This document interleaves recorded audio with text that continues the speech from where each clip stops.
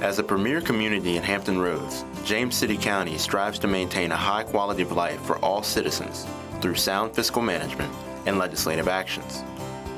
In an ongoing effort to increase transparency, your Board of Supervisors holds public meetings to garner citizen input before making important decisions.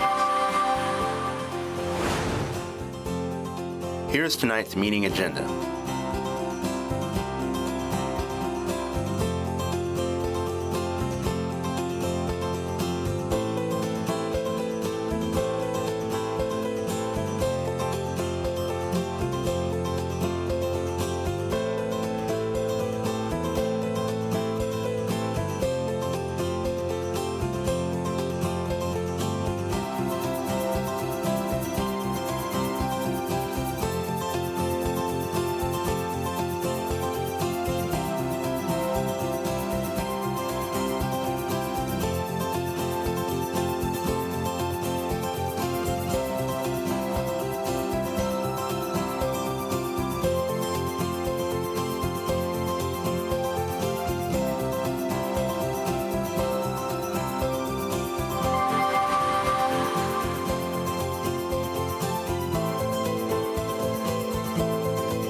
Stay tuned. The Board of Supervisors meeting will begin shortly.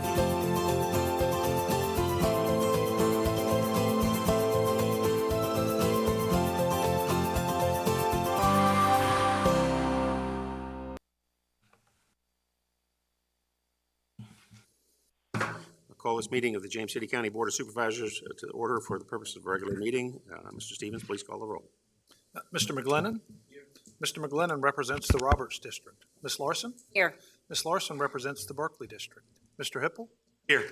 Mr. Hipple represents the Powhatan District and is Vice Chair to the Board. Mr. Eisenhower? Here. Mr. Eisenhower represents the Jamestown District and is Chair to the Board. Sitting to my left is Adam Kinsman, County Attorney. I'm Scott Stevens, County Administrator, and it's my pleasure to be Clerk to the Board. Mr. Chair? Okay. We need a motion to allow Ms. Sadler to participate remotely due to an ongoing medical issue that prevents her attendance. So moved. We have a motion. Mr. Stevens, call the roll, please. Mr. McGlennon? Ms. Larson? Aye. Mr. Hipple? Aye. Mr. Eisenhower? Aye. Motion carries. Hey, Ms. Sadler, can you hear us? Yes, sir. I'm here. Thank you. Hey, good. Thank you. Alrighty. We normally will start with a moment of silence and a pledge of allegiance. Since we don't have a pledge leader, I'll go ahead and lead the pledge this evening, and then we'll get on with the meeting.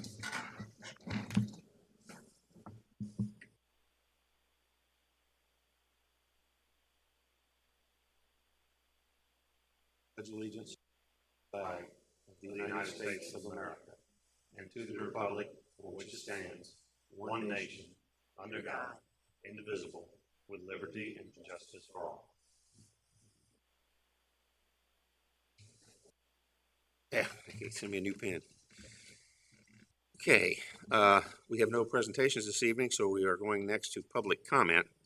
We have received several phone-in comments, and we will play these in succession, followed by any public comment speakers in the room. I don't think we've have any that signed up to speak in the room, so at this point, we will listen to the public comment played. Hello, my name is Laura Barrick. I live at 2784 Jonas Prophet Trail, Williamsburg, Virginia, 23185, and I am here to comment and request that the Board of Supervisors make no cuts to the Williamsburg-James City County Public School budget. This is not the time to limit the resources to the school division when many, many children are going to be in need of intervention and extra support because of what has happened in our society. Again, no cuts to the James City County Public School budget. Thank you. Hello, this is Eliza Moore at 114 Cooley Road, calling about the June 9th meeting. I am a soon-to-be student at Lafayette High School, and I just wanted to please ask that you continue the funding for the arts programs in the WJCC schools. You know, music and theater have always been a big part of my life, and so has art. I've done it all through elementary and middle school, and was so excited to be in the marching band and the musicals at Lafayette. If there's a possibility I couldn't do those things, I don't know what I do. Most of my electives are the arts, and I feel like they are what keep me engaged throughout the school day.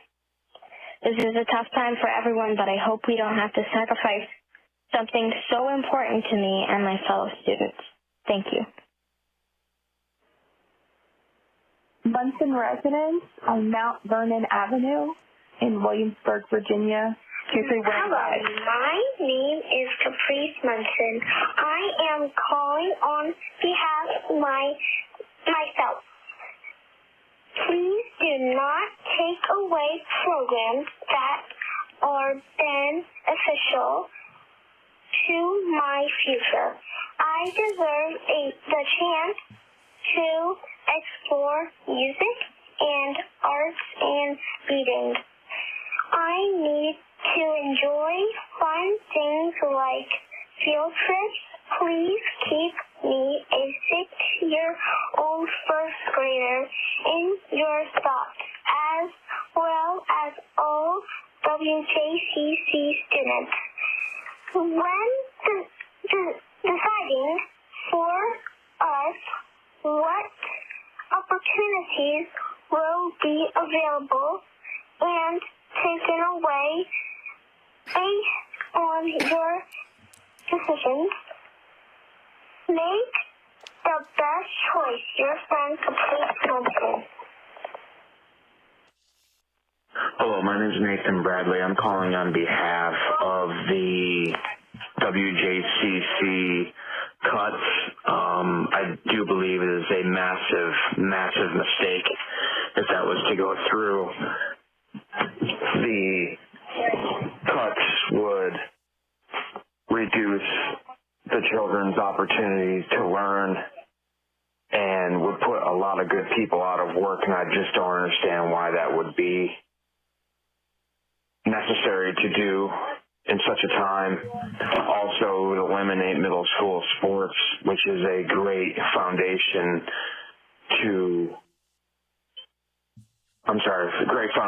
for the children to learn about teamwork and responsibility.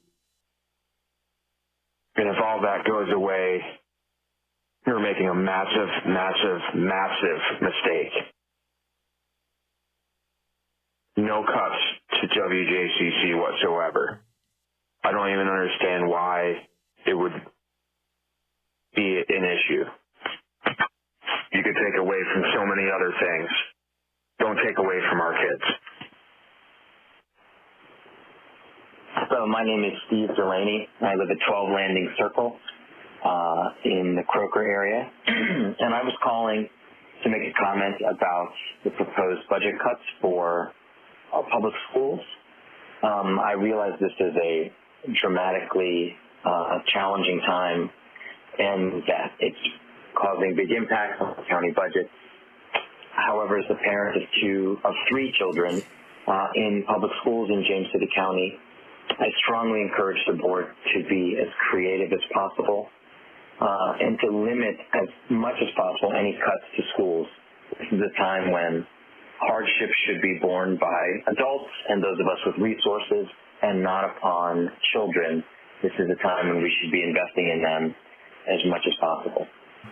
Thank you. I wish you well. This is Glenn Piasecki. I live at 3631 Lavender Lane in Toano. I understand there's going to be major cuts to WJCC schools in the upcoming school year. I am vehemently opposed to any cuts to the upcoming school year. I want no cuts to the WJCC school year coming up. Thank you. Why are you guys throwing that? Hello, my name is Jordan Staley, and I live at 4743 Revolutionary Way. I'm calling in regards to school funding. I want to start by thanking the board. Thank you for listening to your community. We asked you to be creative problem solvers, and you found almost $2 million more for our schools. That's a great start, and I'm confident you'll find the next $2 million before we start in September. This pandemic has taught us that pointing fingers does nothing to move us forward. With that in mind, pointing to our state and federal funding partners does nothing to fund our schools today. We need a dedicated funding stream for our schools.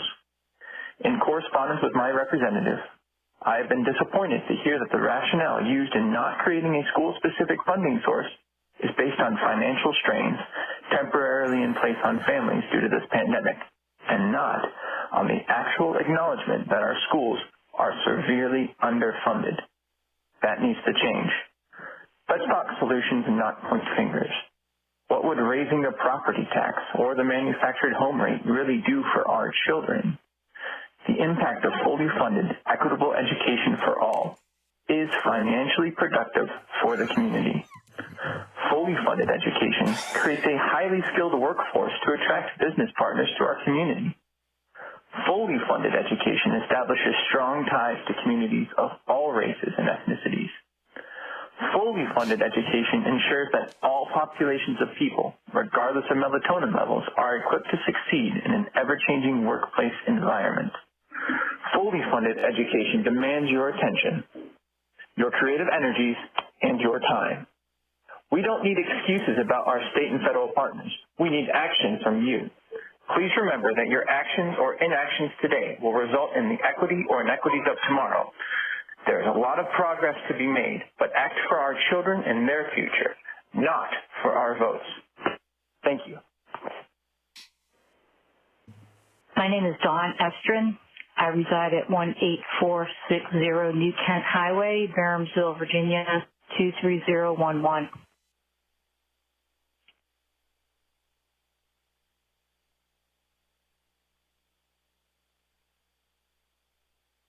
I am proud to represent WJCC as a primary school teacher. The closing of schools has created a paradigm shift in the way lessons are being taught and received. At the same time, our tax base has taken a huge hit. What we still have is a community of people that have moved to this area due to the reputation of quality schools. If WJCC makes cuts in the schools, it will tarnish that image, which will look particularly stark when compared to our neighbors in York County, whose supervisors have made the prudent decision to not make cuts and use their reserve funds, which are designated for emergency use. This is an emergency for our schools. Aside from normal operations, the system will have to invest in additional custodial staff as well as additional support for special education and counseling. If our reputation as a great school system is degraded, there will be a domino effect of lowering property values and young families potentially deciding to go where pastures look educationally greener, right in our own backyard. As the schools go, so goes the future growth of the county. The future is now.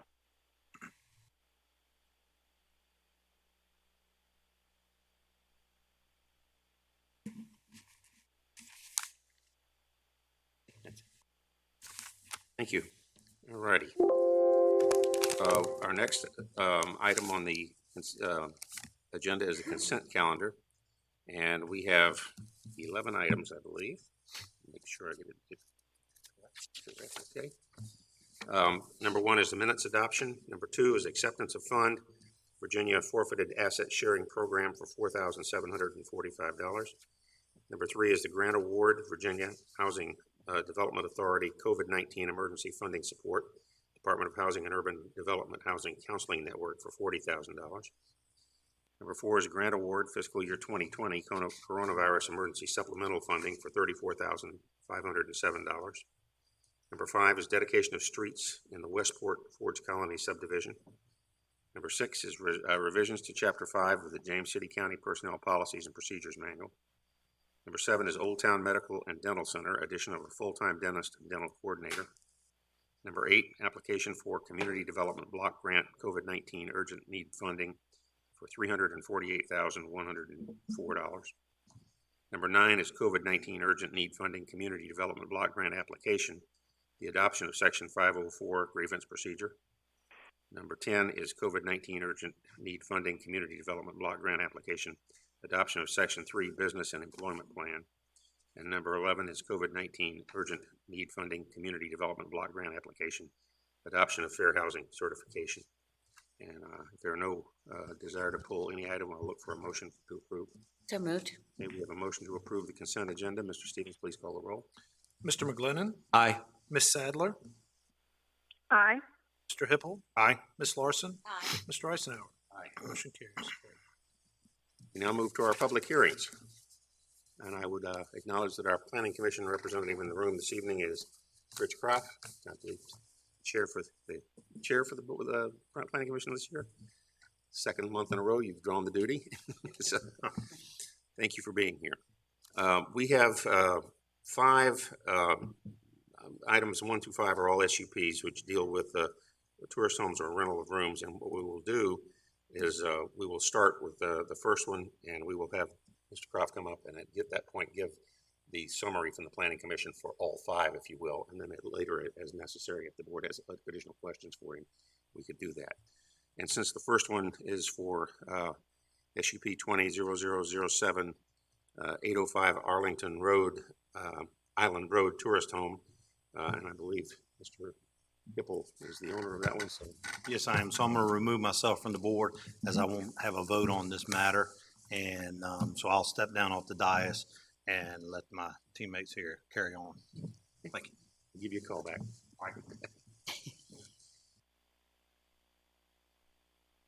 Okay, we will begin with that first one. Mr. Leninger, I believe, will be doing the presentation for the staff. Thank you, Mr. Chairman and members of the board. Mr. Michael Hippel has applied for a special use permit to allow for a short-term rental of an entire 3-bedroom home located at 805 Arlington Island Road. The property is zoned A1 General Agriculture, designated rural lands on the comprehensive plan, and is located outside the PSA. This SUP, if granted, would allow short-term rentals of 2 of the 3 bedrooms throughout the year. They would receive approval of the 3rd bedroom once the applicant submits approvals from the Virginia Department of Health for the 3rd bedroom. No changes to the footprint of the home are proposed. At its May 6, 2020 meeting, the Planning Commission voted 4-3 to recommend approval of the application to the Board of Supervisors. Staff finds the proposal to be compatible with comprehensive plan, zoning ordinance, and surrounding development, and recommends that the Board of Supervisors approve of the application subject to the proposed conditions. I'd be happy to answer any questions, and the applicant is available as well. Thank you. Questions for Mr. Leninger? Can I just get a little bit more clarification on the number of rooms? I noticed in the minutes, at least as they're currently in board view, the initial references to actually the 230 Peach Street house, the 4 bedrooms.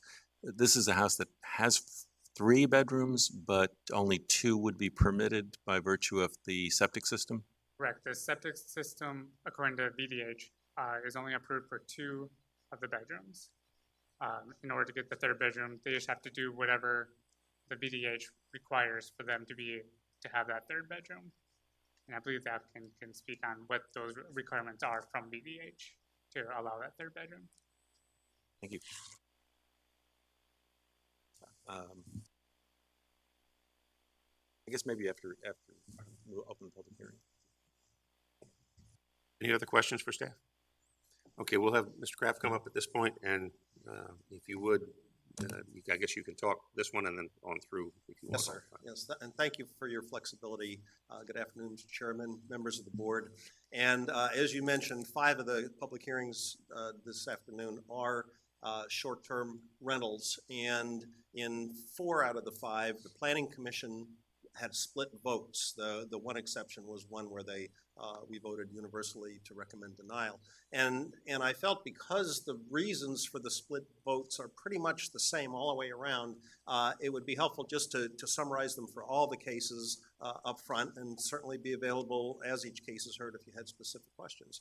But one of the concerns of planning commissioners is causing the split vote is, even though short-term rentals are defined and authorized in county ordinances, there's still some feelings that this issue should have more study and maybe some recommendations come forward from that study, especially with this comp plan review process kicking off.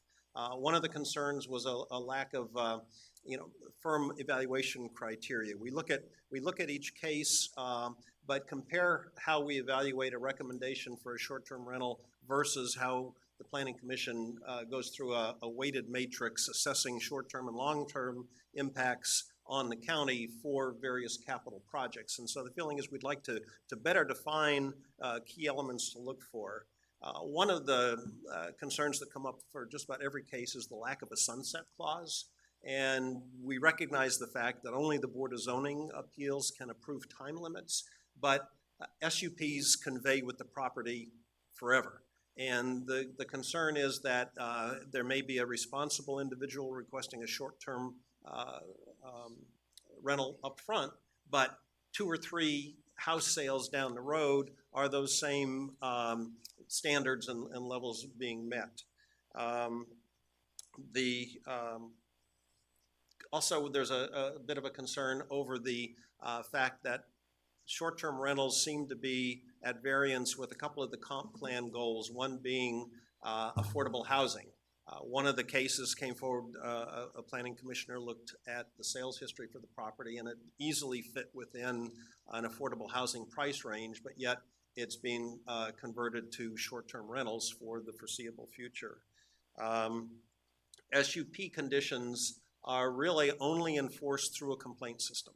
So, and that's understandable, but what that does is it puts the burdens on the neighbors to identify if an SUP condition is being abused or not fully complied with.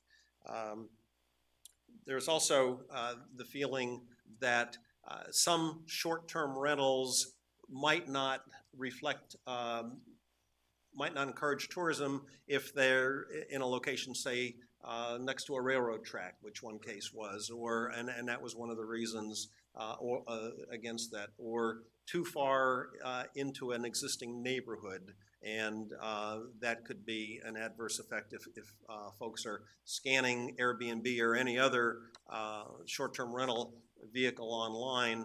Those could be factors that would discourage them from visiting here. So all in all, the planning commissioners have felt that there's a lot more work that needs to be done on this short-term rental issue, and that's why the votes on all the cases, except the one I mentioned, were split, and they all fell along those lines. The fact that some voting in favor, saying, well, the ordinances allow it, others feeling that it wasn't fully supportive of the comp plan and the other issues that I just mentioned. And so that, hopefully in a nutshell, summarizes the main concerns by the Planning Commission.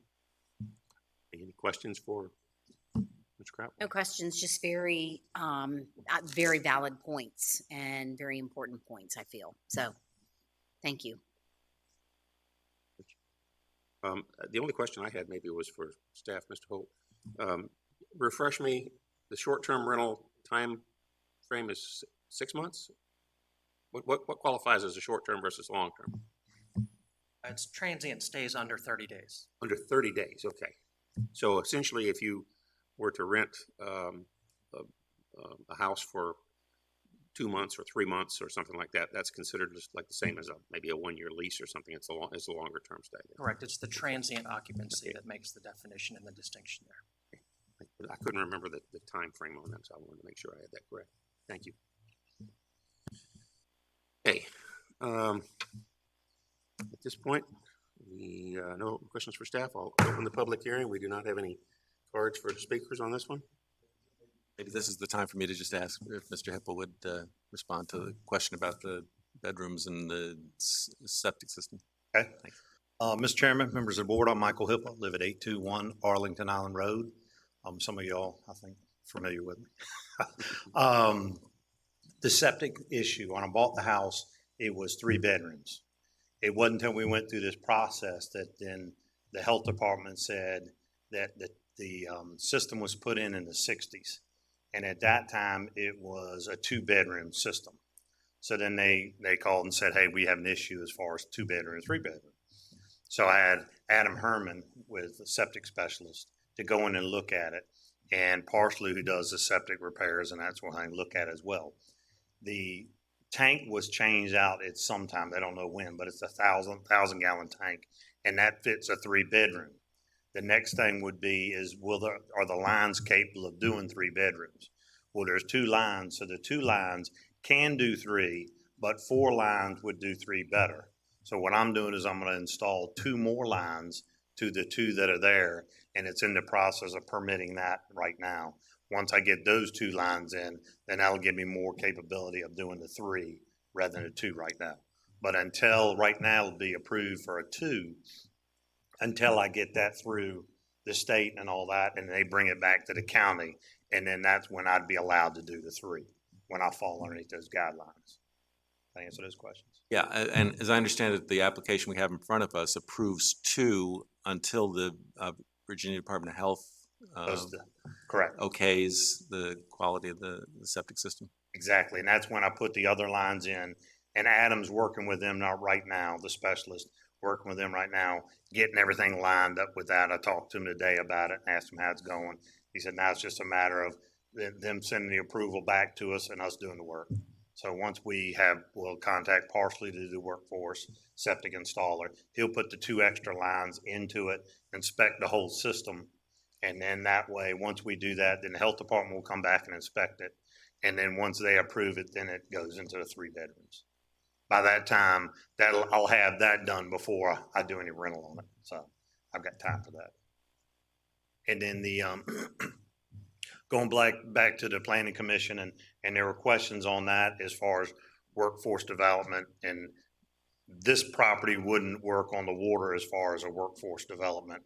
But I can understand where they're saying, as far as how are some of these houses and what are they, what can we do? But if somebody's buying a second house, we also got to remember that they may have a purpose that they want to do or doing something different in their house. They may want to rent it out. And so it may not work as a workforce. So I think the planning commission is going to have to, go back, and it's going to be a while to figure out how do we work this out? How does this all work out? So any other questions? Good. Thank you. Thank you. And just to clarify, I know Mr. Kraft gave us the report on all the houses, basically, all the applications. Is the public hearing for all of them? No, the public hearings will all be independent. If we have more questions for him, we can come back on individual questions on each one. But since he said that they were all related in the concerns of the planning commission, it was easier to have him address them at the first one. So, okay, so at that point, if we have no other comments, I'll close the public hearing, and I will look to the board for discussion or a motion. Motion for approval? Motion to approve. All right. Stevens, we have a motion.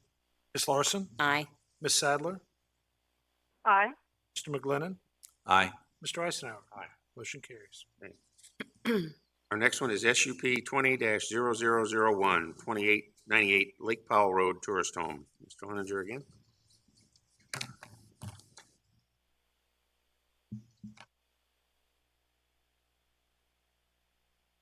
Thank you, Mr. Chairman and members of the board. Mr. Frank Bergman has applied for a special use permit to allow for a short-term rental of an entire 3-bedroom home located at 2898 Lake Powell Road. This use is considered a tourist home because the applicant will live off-site during the time of the rentals. Property is zoned R2, general residential, and is designated low-density residential in the comprehensive plan. Property is located inside the PSA.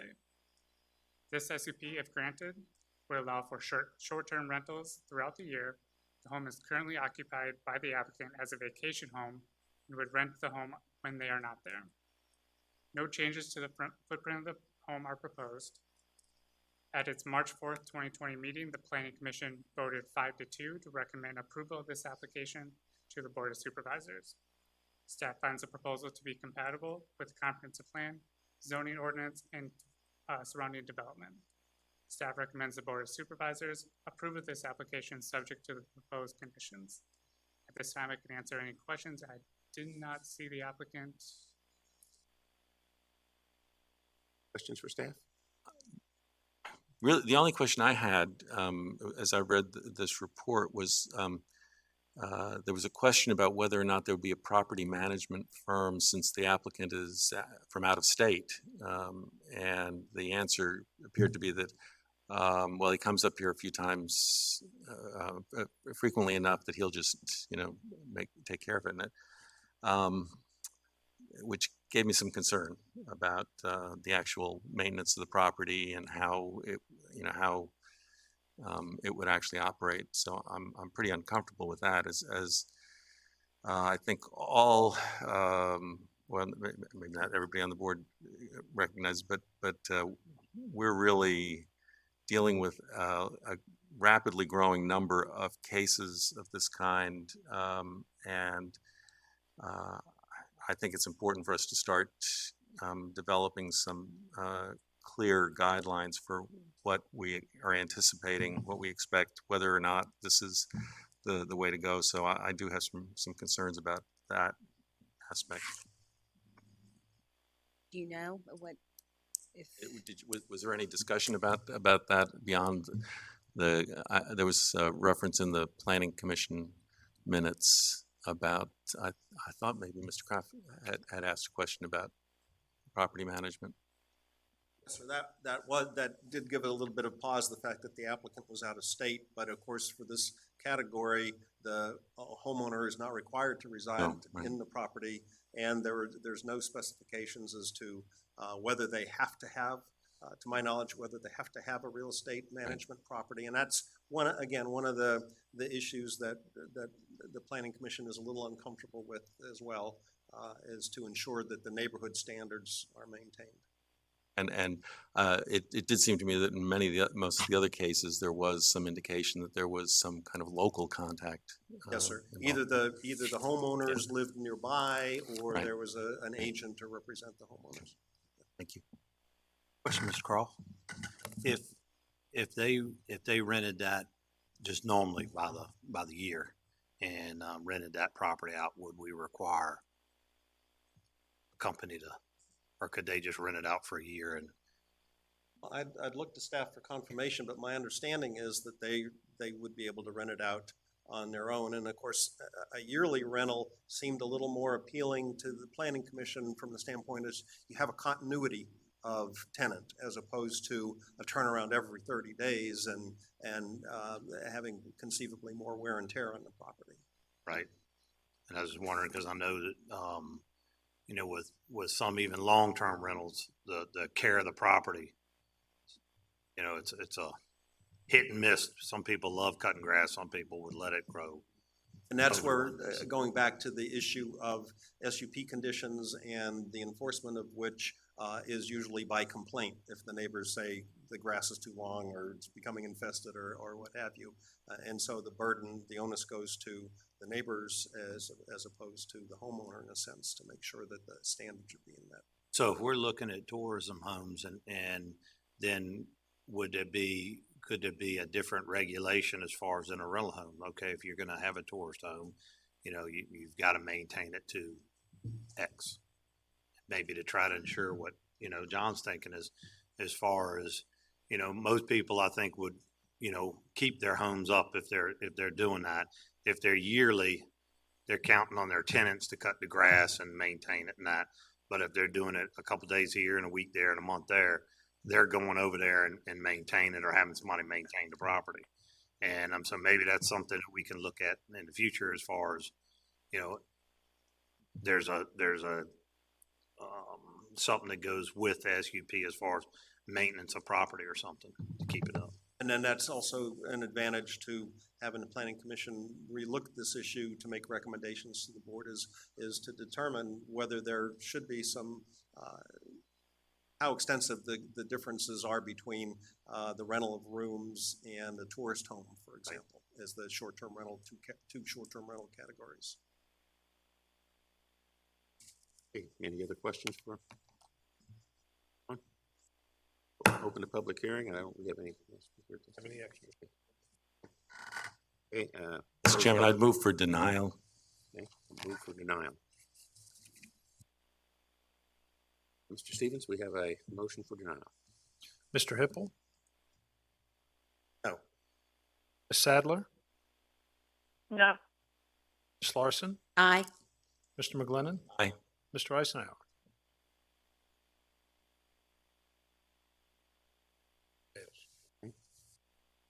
have to have another motion? Okay. Motion for approval? A motion for approval. Stevens? Mr. Hippel? Aye. Ms. Larson? No. Mr. McGlinnan? No. Ms. Sadler? Aye. Mr. Eisenhower? Aye. Motion carries. Okay. All right, our next one is SUP 20-0005, 230 Peachtree Street, Tourist Home. Mr. Leonard.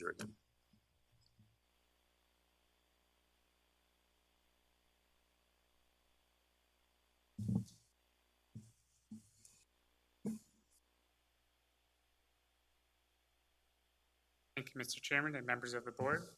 Mr. Gary Campbell has applied for a special use permit to allow for a short-term rental of an entire 4-bedroom home located at 230 Peach Street. This use is considered a tourist home because the owner will live off-site during the time of the rentals. The property is zoned A1 General Agriculture, is designated economic opportunity in the comprehensive plan, and is located outside the BSA. This SUP, if granted, would allow short-term rentals of 3 bedrooms throughout the year. They can receive approval of the 4th bedroom once the applicant submits approval from the Virginia Department of Health based on the sewer. The home is currently occupied by the applicant as their primary residence and would rent the home when they are not there. No changes to the footprint are proposed. At its May 6, 2020 meeting, the Planning Commission voted 4-3 to recommend approval of this application to the Board of Supervisors. Staff finds the proposal to be compatible with the comprehensive plan, zoning ordinance, and surrounding development. Staff recommends the Board of Supervisors approve of this application subject to the proposed conditions. Be happy to answer any questions you have, and the applicant is here as well. Thank you. Questions for staff? Questions from So maybe I'll just ask again about in this case, we're again dealing with the question of a Department of Health ruling that this does not have an adequate system to handle this sewers. So I did have a conversation with the applicant. They currently have 3 finished bedrooms with the possibility of a 4th bedroom. I see. So it'd just be a future bedroom at some point. And they would have to, instead of coming back through the special use permit process to amend it for the 4th bedroom, they can just get the approval. So this has nothing to do with the septic system, or the septic system is only for 3 bedrooms. So I if see. they were to build, so they would that need to 4th have that improved as well as the finishing of the bedroom. Correct. Other questions for staff? Questions for Mr. Croft? We'll open the public hearing, and we have 1 speaker card from the applicant. Mr. Campbell, are they wish to speak?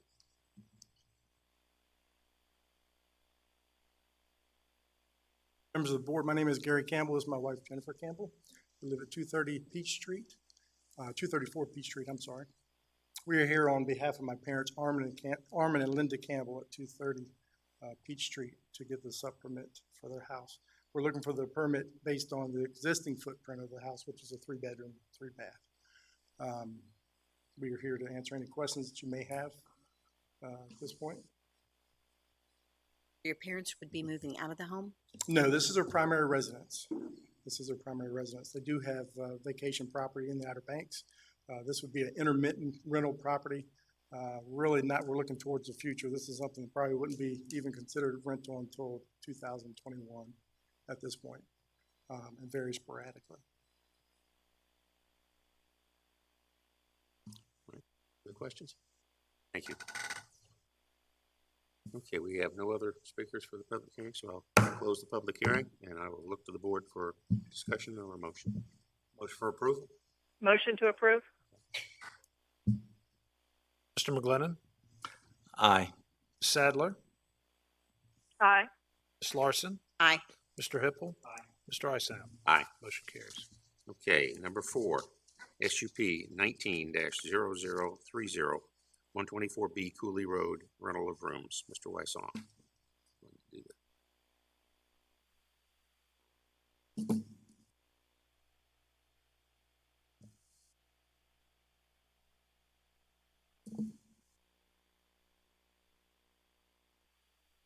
Thank you, Mr. Chairman, and good evening to the board. Mrs. Eileen DeMary has applied for a special use permit to allow the short-term rental of one bedroom in a caretaker-occupied single-family home at 124B Cooley Road. The property is zoned R1 Limited Residential, is designated for low-density residential on the adopted comprehensive plan, and is located inside the primary service area. This SUP, if granted, would allow for short-term rentals throughout the year. No changes to the footprint of the home are proposed. Staff does find some favorable factors for this application, such as the caretaker being located on-site and the presence of adequate off-street parking. However, there are several unmitigated issues that are of concern. These include this use being located on a local road rather than a collector or arterial road per the comprehensive plan standards, the location of the subject parcel as being fully integral to the existing neighborhood, and the size and configuration of the parcel resulting in adjacent properties potentially being impacted by renters with different hours and/or noise levels than traditional long-term residents. Due to these unmitigated issues, staff is unable to recommend approval of this application. At its February 5th meeting, the Planning Commission unanimously recommended denial of this application. I am happy to answer any questions that you may have, and I believe the DeMarys are here tonight as well. Thank you. Questions for staff? Questions for Mr. Kraut? Okay, thank you. We will open the public hearing, and I have the speaker card for Mr. and Ms. DeMary. You wish to speak?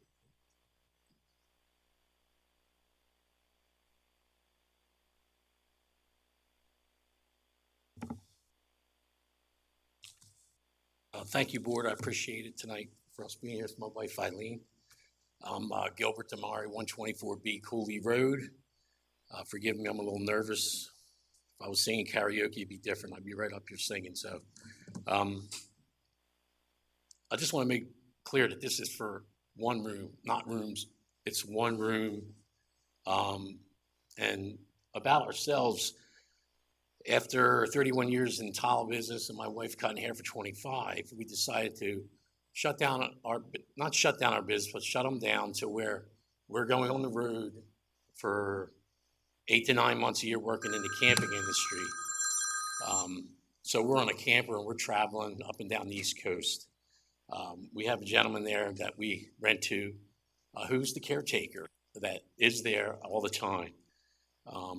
We're doing this, because we want to come home to Cooley Road. We want to come home to Williamsburg. We don't want to rent the house out for the whole year. We don't want to not come home to the house that we built, and we built this home ourselves. So we have a beautiful master bedroom that we're proposing to rent out. Short-term Airbnb platform. And we want to come home and we want to manage our properties. We want to come home and we want to make sure things are right. We want to clean our properties. Our properties we care about. We're good neighbors. And as you can see, we have the letter up there that states there's 5 or 6 people that signed that they're our close neighbors. And there was one question that came up about the lady in the front of us, because we have a house in the back. The county was nice enough to let us subdivide that property. And her name is on there. It's Linda Homozinski. Her name is right up there. And we own that home too, and we rent that out. And we clean, and I and my wife, we keep a clean ship. It ain't like we ain't gonna be there. We wanna come home. We make sure things are getting done. Like I said, we don't want to rent the whole house out. We want to come home to Williamsburg. And when I'm on the road, I'm like, you got to visit Williamsburg. To everybody I see, Williamsburg is the place to be. We're on the road, but it's just something that we're doing right now. And it's, it's what we're doing right now. And again, it's just one bedroom. It's 1 or 2 people. It's 1 car. That's all it is, and the caretaker's car. And I took some pictures here. If I could come up and show you a picture of our property that shows the setup that we have to where people would be parked. If that's okay, could I approach the board? Okay.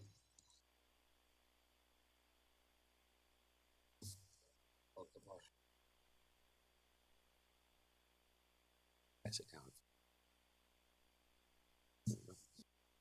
Our show that the two cars are there. So it's the caretaker, and then it's going to be the one person there. There's something else came up at the planning commission. By the way, I wish we came. I just wish we came to that meeting. We were down in Florida working, and we weren't there, but there was a question about the shrubberies in the back, and the neighbor in the back, who also, her name is Joyce, she is on that letter. 5 years ago, before I even started this project, when the county let me subdivide this property, I put shrubbery and Leland cypresses. I got all kinds of stuff there. You can't even see her house. And, as far as the noise for people coming and saying, I could rent the house out to a couple with 4 kids and have parties and all this stuff going on. I mean, people coming to Williamsburg, they're not, they're coming for the colonial part. They're coming to visit the area, you know what I mean? So we started back here in November. We knew we had to do this. We spent the money. We led to believe we weren't need to be at the meeting, and there was a review. And if it's something about the artillery and the connector roads, if that was it, and I knew that, I wouldn't have spent the $1,200 to be here. If that was the case, I'm 6 houses from the corner of an artillery and a connector. If I'm not in that criteria from the get-go, why am I spending $1,200, So that was something that kind of gets us a little bit, you know what I mean? And we spoke numerous times, and none of that came up about that artillery and connector road, and from the get-go. Being that, you know what I mean? So how many more minutes do I have left? Again, this is, like I said, 1 bedroom, 1 bath. I addressed the linden in the front. I addressed the shrubbery. And then as far as supporting the comprehensive plan and rewards affordable housing and tourism, we are bringing tourists to the area. They are going and spending money down at Colonial Williamsburg, Yorktown, Jamestown, Busch Gardens, you name it. So I guess, that's all I got to say. I mean, we just want to rent our room out, make a few bucks. That's what it comes down to. It's 1 room, 1 toilet, 1 shower, 1 car, 1 person or 2. They sleep, they have coffee, they leave. They come home from a long day outdoors, they sleep, they have coffee, they leave, period. There's no parties, there's no loud music, there's no coming in at 2 in the morning, because I wouldn't have it. It's my house, so anyway. Thank you, sir. All right. If you got any questions, I'd love to answer them. For the applicant? Okay. Thank you, sir. Appreciate it. Okay. Okay, we will close the public hearing, and I will look to the board for discussion and a motion. Mr. Chair, I was curious about the letters from other neighbors. I'm not familiar with that. I've been looking through my notes and I don't see those. Is that a handout? Is it attached in the? Teresa gave it to us before the meeting started. Yeah, let's. Oh, okay. So these are neighbors that are not opposed? Correct. It was 5 neighbors. And I believe that's about all there is on that little cul-de-sac, because it's, if I remember correctly, there are only like 6 houses in that whole Travis Lane. It's Cooley Road. Yeah. And there's Travis Lane there. Travis We're like Lane, right on the corner of Cooley and Travis. They were our immediate neighbors. We could have went and got more, and they would all signed them. And I'm pretty sure that, but yeah, that's right. It's, and they're the closest neighbors. The one is right behind us. The one's right in front of us. The ones are next to us and across the street. So.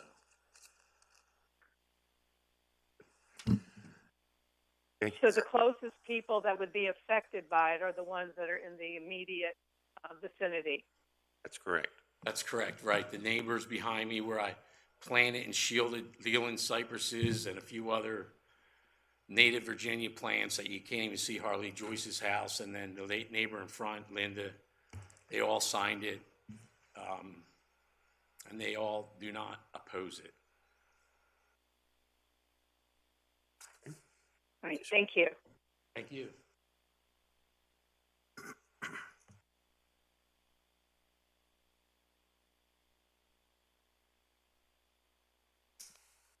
We're looking to the board for discussion or a motion.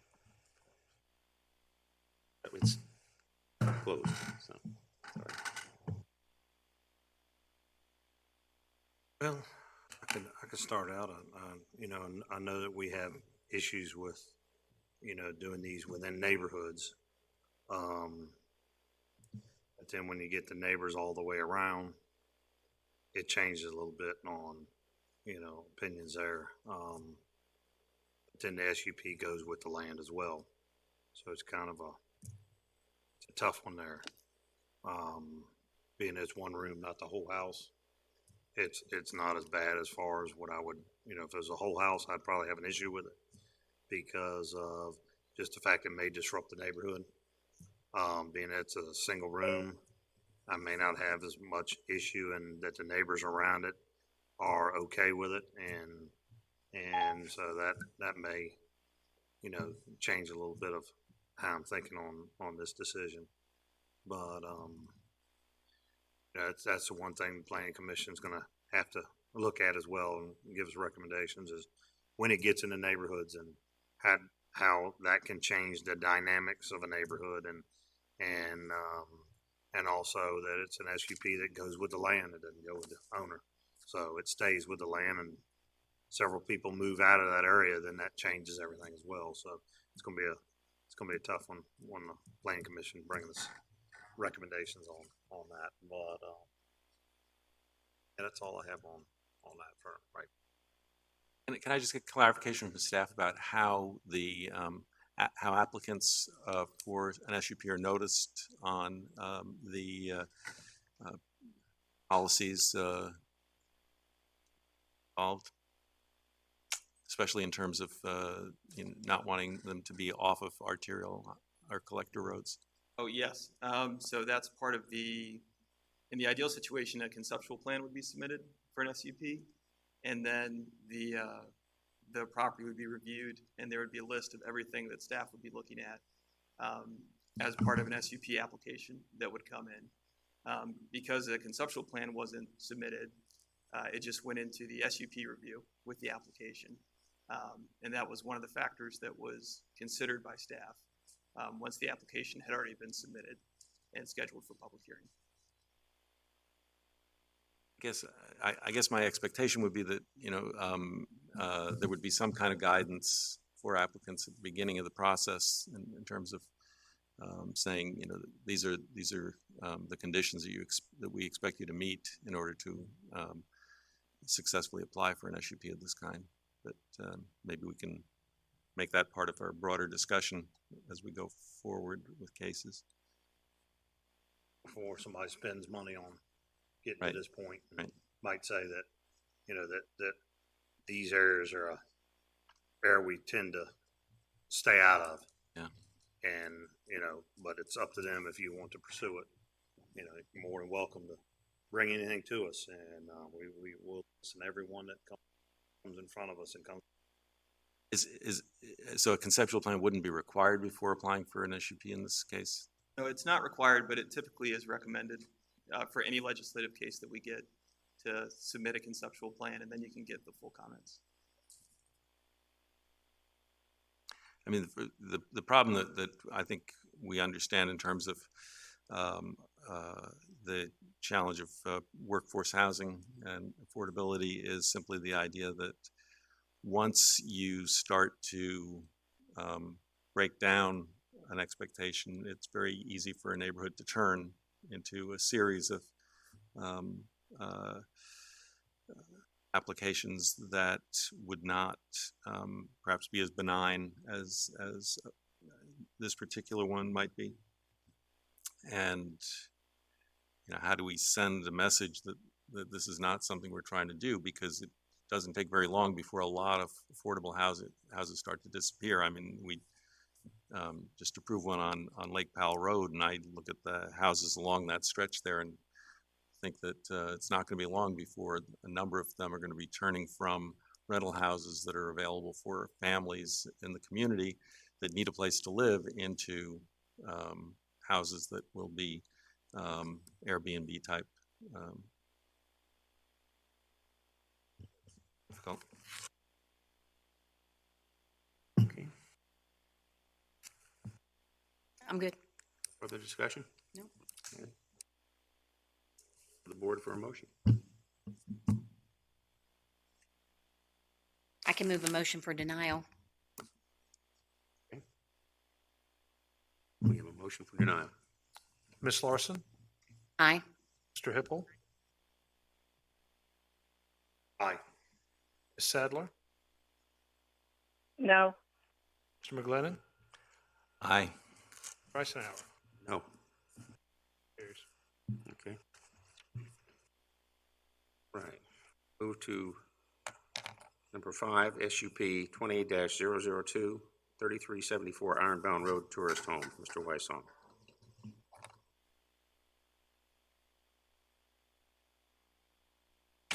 Thank you, Mr. Chairman, and good evening once again. Ms. Jeanette Brady has applied for a special use permit to allow for the short-term rental of an entire 4-bedroom home as a tourist home at 3374 Ironbound Road. This property is zoned R8 Rural Residential, is designated mixed-use 5 Forks on the Comprehensive Plan Land Use Map, and is located inside the primary service area. This SUP, if granted, would allow for short-term rentals throughout the year. No changes to the footprint of the home are proposed, and the owner will live off-site.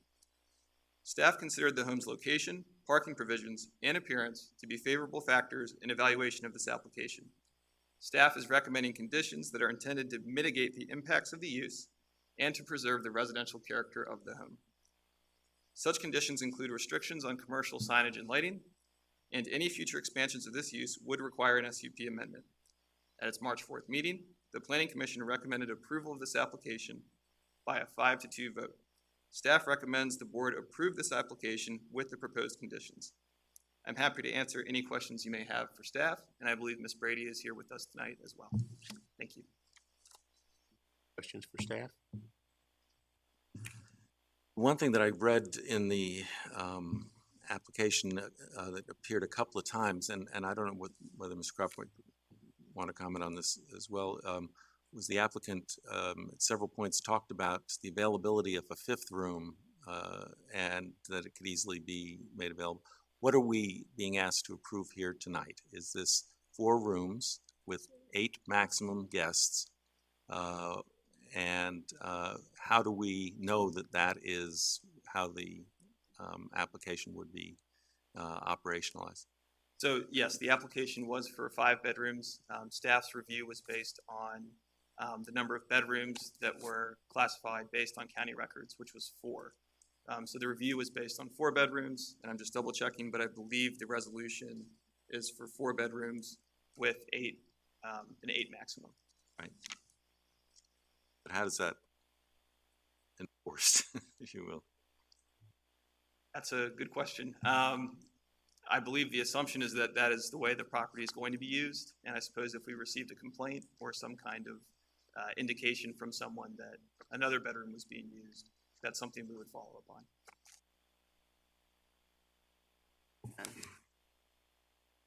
Members of the board. So one of the things that will happen should the board approve this case is when the applicants go into the Commissioner of Revenue to obtain the business license and all the necessary paperwork, those details will be forwarded over from zoning to match up with the approved resolution.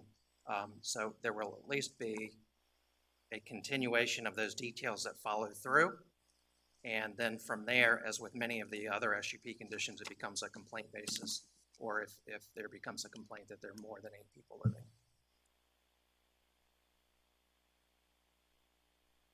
Thank you. Any other questions for staff? Mr. Croft, anything unusual on this one that you wanted to? It's, a few more voted for approval, but the feeling was that that location on Ironbound Road was less obtrusive to neighbors, and so I think some of the same questions came up about that additional bedroom and, you know, what safeguards were there. And as was said, there's really no guarantees other than the integrity of the applicant and if the neighbor does anything.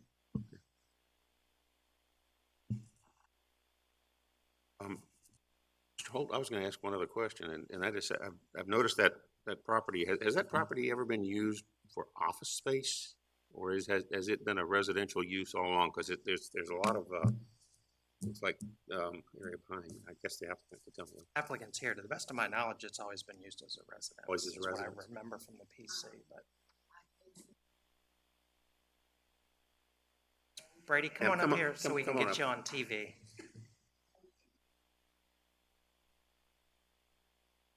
Let me go ahead and open the public hearing, and if you would just give us your name and address. I'm Jeanette Brady. I live at 2501 Mannion Drive, Williamsburg. And the house you're talking about there was an old house there that was shot, quite frankly. We tore it down and built this house. It's a modular home that my son actually put up. And it's never been anything but a residential. And mostly my daughter has lived in there, but it's just too big of a waste for one person just to come and go and stay there for a while. She has a gym close by. And so we thought an Airbnb, in fact, she suggested it would work well there because there really isn't, we're really off to ourselves. But we own airtight self-storage, so we would be there to be aware of who's there and what's going on. So it's not like it's going to be left to anybody just to do whatever. The reason I ask is because I think there's some additional buildings up to the back of it that are. Yes, we built also what you would call a garage, 4 deep bay garage, which frankly has most of my junk in it because I want to be able to rent the rest. And I was taking up more storage than I needed to be. But yes, that's what that's about. Thank you. I appreciate that. Ms. Brady, while you're there, could you just verify that your intention would be just to have the 4 bedrooms in yes, use? Yeah. And I recognize that, we don't want to run over either. Well, and we're not evaluating you because the SUP, whether you own the house or not, would still apply. But right.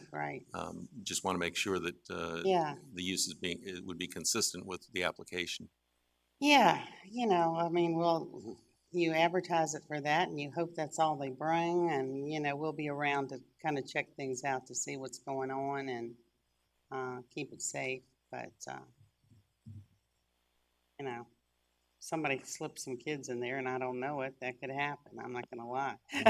So, you rent it to people you don't know until maybe it's too late saying you got to get rid of 2 kids or something, what you're going to do. So anyway, that's where I'm at with that. Thank you, ma'am. Appreciate it. Okay, well, no other speakers. We'll close the public hearing and look to the board for discussion. Motion. I'll motion approval. Motion for approval. Mr. Hippel? Aye. Mr. McGlinnan? Aye. Ms. Larson? Aye. Ms. Sadler? Aye. Mr. Eisenhower? Aye. Motion carries. Okay, number 6, AFD 19-0003, Barn Swamp AFD Edition, 811 and 917 Stewarts Road. Mr. Weissel. Mr. Stephen Bomer has applied to enroll 44.74 acres of land located at 811 and 917 Stewarts Road into the Barn Swamp AFD. The subject parcels are currently undeveloped and forested and are located within 1 mile of the core of this district. The parcels are zoned agricultural, located outside of the PSA, and are designated for rural lands within the comprehensive plan. Staff finds this proposal compatible with state code, the comprehensive plan, the zoning ordinance, and surrounding development. At its January 23rd meeting, the AFD Advisory Committee recommended unanimous approval of this application. At its March 4th meeting, the Planning Commission recommended unanimous approval as well. Staff recommends the board approve this application subject to the proposed conditions. At this time, I will be happy to answer any questions that you may have. And I have not seen Mr. Bomer tonight, so unless he came in the last minute, I don't think he's here. Alrighty. Any questions from Mr. Weissel? We will get the Planning Commission report. Unlike the other cases, this one was, and generated no discussion whatsoever. It generated unanimous approval as a valid rural lands or land preservation tool that the county has. So fully in accordance with that. All right, we will open the public hearing. I do not have any card speakers. Close the public hearing. Up to the board for a motion. Mr. Chairman, I'll move. Motion to approve. Okay. We let Sue get this one. All right, sure. We have a motion to approve, sir. Yeah. Before we take the vote, I just would like to comment, and I think the application is great. I'm happy to have it added, but it does remind me that I wish we would have more flexibility in terms of offering, and I know it's not up for renewal right now, but in offering when renewals come up, more than a 4-year term. If folks are willing to make that longer term commitment, I think we ought to embrace that. So anyway. Ms. Larson? Aye. Ms. Sadler? Aye. Mr. McGlennon? Aye. Mr. Hippel? Mr. Eisenhower? Aye. Motion carries. Okay.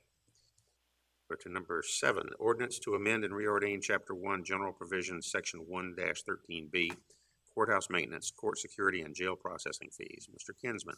Thank you, Mr. Chairman, members of the board. At its 2020 session, the General Assembly amended the Virginia Code to allow localities to increase the current $10 fee charged in any criminal or traffic case where the defendant is found guilty to $20.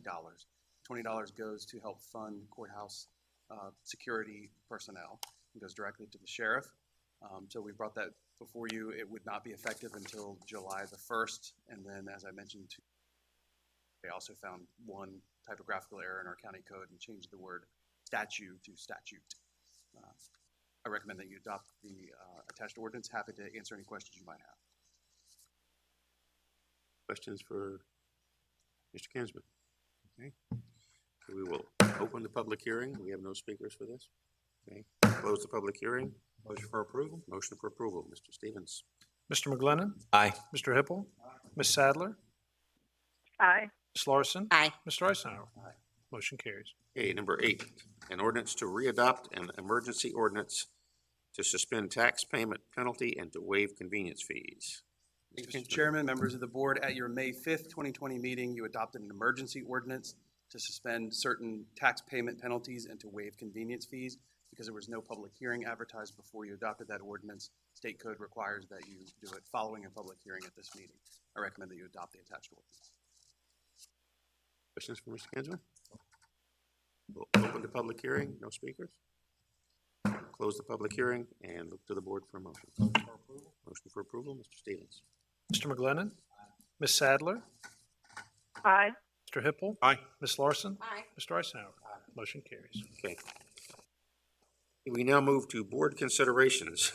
The first one is grant award coronavirus aid relief and economic security relief funds in the amount of $6,676,337. Mr. Stevens will give the presentation. Mr. Chair, members of the board, the CARES Act of 2020 provides funding for programs to address the COVID-19 pandemic. A primary component of the CARES Act establishes the Coronavirus Relief Fund, CRF, to assist local governments, among other groups. The allocation of CRS funds is based on the locality's population in proportion to the statewide total population. Therefore, James City County's allocation, or 50% of that, is $6,676,337. These funds may be used for qualifying expenses of local governments. The CARES Act provides that the payments from CRF may only be used to cover costs that are necessary expenditures incurred due to the public health emergency, were not accounted for in the budget most recently approved as of March 27, 2020 for the state or government, and were incurred during the period that begins March 1st, 2020 and ends December 30th, 2020. It is stated that the funding should not be used to make up for revenue shortfalls, nor be used for ongoing services and/or base operations.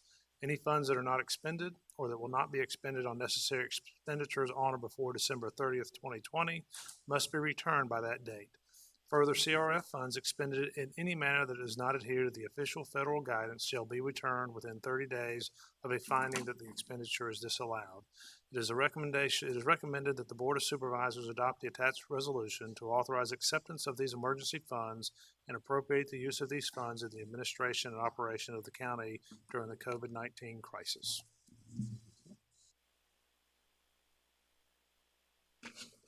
Questions? No. Questions? Question? I'll look. So moved. Have a motion. Mr. Stevens, call the roll. Mr. McGlinnan. Aye. Ms. Sadler. Aye. Mr. Hippel. Aye. Ms. Larson. Aye. Mr. Eisenhower. Aye. Motion carries. Okay. Next is an ordinance to amend and reordain the code of James City County by amending Appendix A, fee schedule for development-related permits to increase certain fees and defray the costs incurred by the county and for additional resources to administrate each program. Mr. Holt. Chairman, members of the board. As part of the fiscal year 21-22 budget process, staff are proposing several amendments to Appendix A of the county code. As mentioned during the April 14th public hearing, these changes include several formatting changes to add ease, clarity, and consistency in implementation and interpretation, changes to some existing fees to help keep up with the rising cost of legally required newspaper ads, and costs when staff are requested to perform multiple re-inspections, and new fees to include additional resources to more proactively administer and manage the development surety process, among others. This public hearing item, the public hearing for this item was held on April 14th. No other changes to the items in your agenda packets have been made since that time, and staff recommends approval. As noted in the packet, should the changes to Appendix A in Chapter 8 be adopted tonight, they would become effective on January 1st, 2021. That concludes my formal presentation, and I'd be happy to answer any questions. Questions for me? Question, so it'll go in effect in January, wouldn't go in effect for July like our calendar year? 6-month deferral period until that. Okay, for education and that sort of thing, or? Yeah, and it aligns with the larger budget Okay. pieces. Thank you. Any questions? Motion. Motion? Order? Motion, Mr. Ms. Larson. Aye. Mr. McGlinnan. Aye. Mr. Hippel. Aye. Ms. Sadler. Aye. Mr. Eisenhower. Aye. Motion carries. Okay. At this point, Ms. Larson, you need to call the board director to order. Call this meeting of the James City Service Authority Board of Directors, regular meeting to order. Good afternoon, Mr. Powell. Good afternoon. If you'll please call the roll. Mr. McGlinnan. Here. Mr. Hippel. Here. Mr. Eisenhower. Here. Ms. Larson. Here. I do need a motion to allow Ms. Sadler to participate remotely due to an illness that prevents her from attending the meeting. Move. Okay, Mr. Powell, if you could please call the roll. Mr. McGlinnan. Aye. Mr. Hippel. Aye. Mr. Eisenhower. Aye. Ms. Larson. Aye. Ms. Sadler, do you designate the vice chair as the presiding officer for today's meeting? Yes, ma'am, I do. Thank you. Yes. All right, with that, that brings us to board consideration. Changes to regulations governing utility service and resolution of appropriation for fiscal year 2021 budget. Mr. Powell.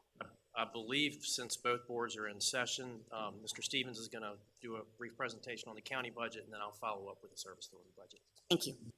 Thank you, Mr. Powell.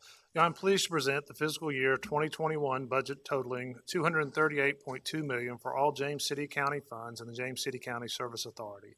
The general fund is the county's primary operating fund, and the FY 2021 general fund budget is $196.2 million, which is $15.6 million or 7.4% below fiscal year 2020.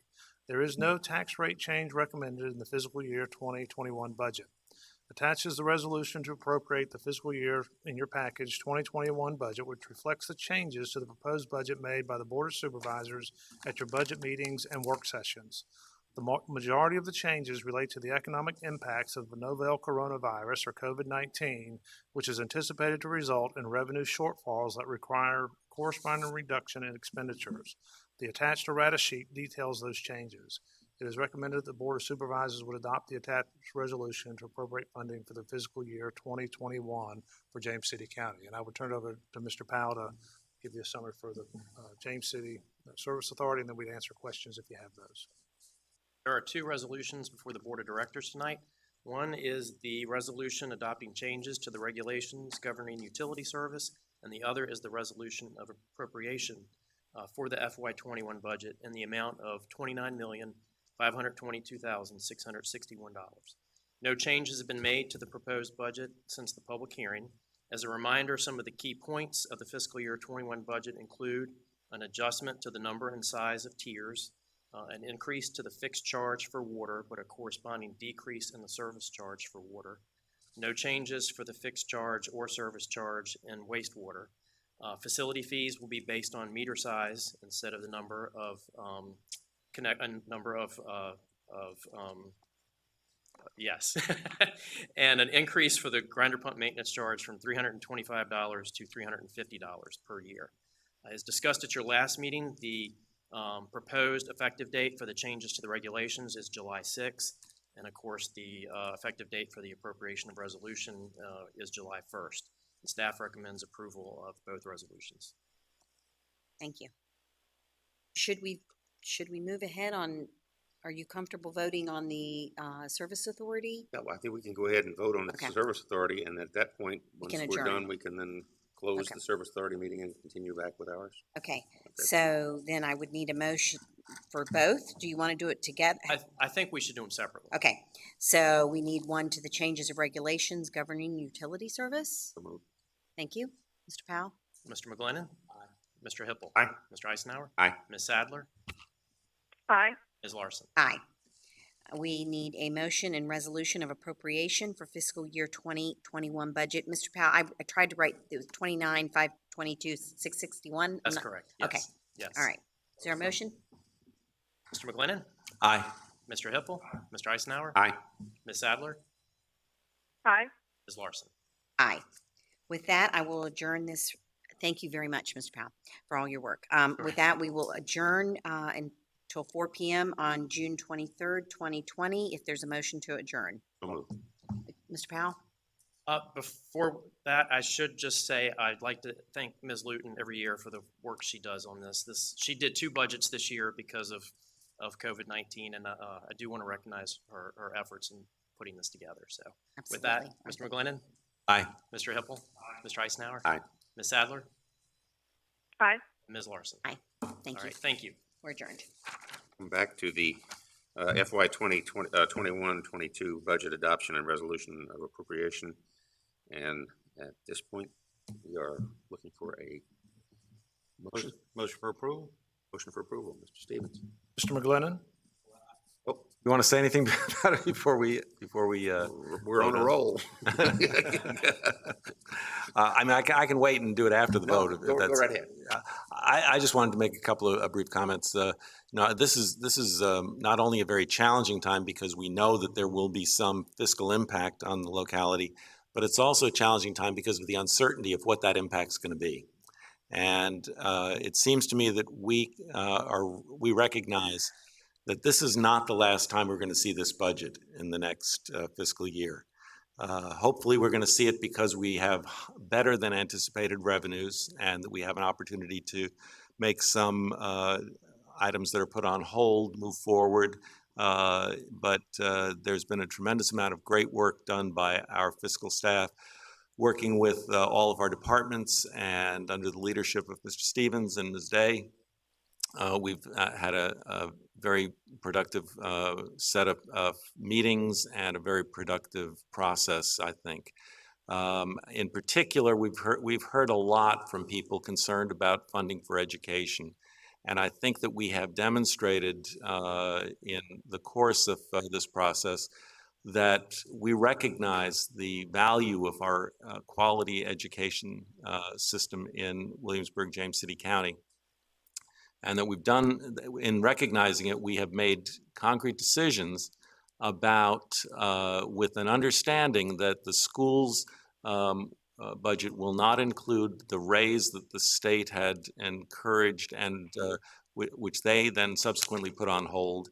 And by dealing with the deferral of some CIP projects that are not essential for this year for health or safety reasons or critical to the school system, that the largest portion of the cuts that will have to come to schools will not impact the operational budget. In addition, we were able to identify about $2.3 million or so in additional funding that closed the gap between where we were and where we are to a little bit less than $2 million. I'm hopeful, and I think it's still the case, that we may be able to identify some additional funding as time goes on that addresses some of these issues. And we've heard from a lot of citizens about the question of specific programs that will be affected by the inability to provide full funding to the schools. What we would point to is the fact that we appropriate the revenue, but they will make decisions about program. And we have already done a significant amount to close the gap and hope to do more as time goes on.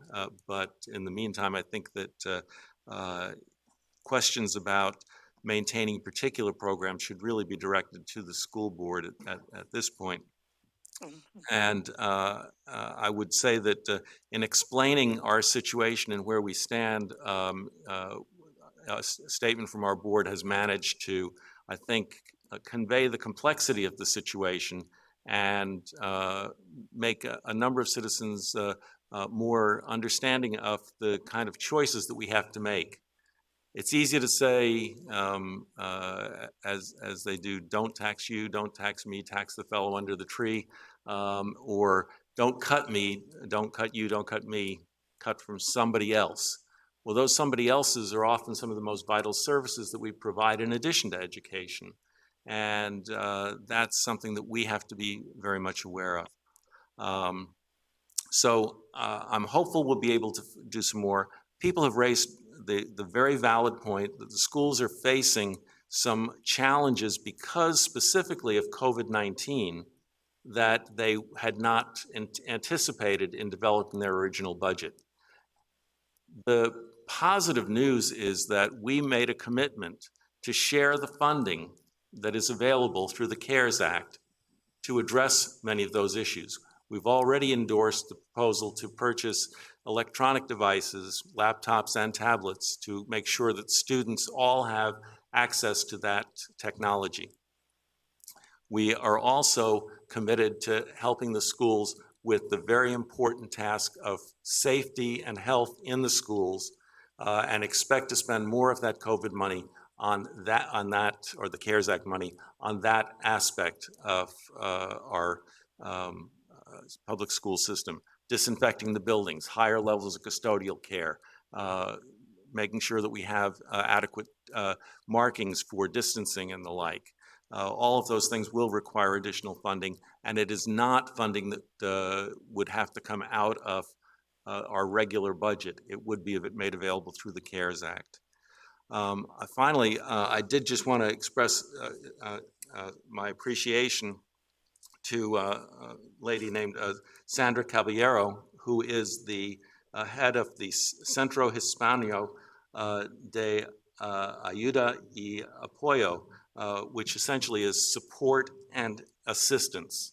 It is a new organization in town, and she provided a translation of our memo that could be distributed to citizens for whom Spanish is the primary language at home. So appreciate her assistance very much, and I think that my rarely tempered optimism is going to be very important this year. I hope that we will be able to say at the end of this fiscal year that we managed to get through one of the most challenging fiscal crises that we have experienced in a very, very long time. So thank you. So I won't add a whole lot to what Supervisor McGlinnan has said, except that I'm going to express some frustration about, you know, there was an the steps about opening school in the fall. And I do hope that the CARES Act, and Mr. Stevens, maybe you could fill us in at some point about, in our next meeting about what kind of discussions are taking place there.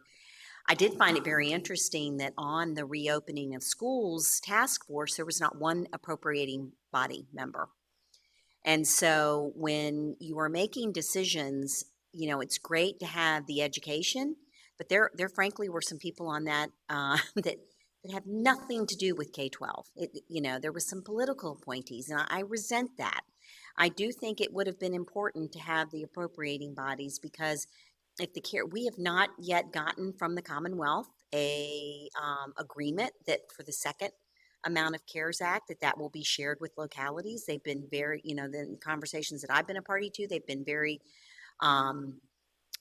very firm that it's not in, that they're under no obligation to do that. I hope that they do, and I hope that especially with some of the guidelines that have come out about one child per seat on a bus, and some of the other things that cost money. And there's not $6 million is a lot of money, but we are sharing that with the schools, and it's not an inevitable pot of money at the end of a rainbow. So I continue to be concerned. I was out and about. I think some of the stores that have opened seem to be busy. I think people are wanting to contribute to the economy. So I hope that what you're saying, it comes true, that also hope once we can get some more accurate numbers on what's happened, that it's not, that hopefully we did do okay, but we know we took a terrible hit with lodging, and we know we're going to take a hit with sales tax, which is too much closed. So I understand the passion. I mean, part of the reason that I'm sitting here is my passion for public education and why I wanted to be a part of this discussion here. But there is no denying that the economy was shut down, and there has been a lack of money. And so there is a price to be paid for that. I noticed that one of the postcards we got said, "Do your job."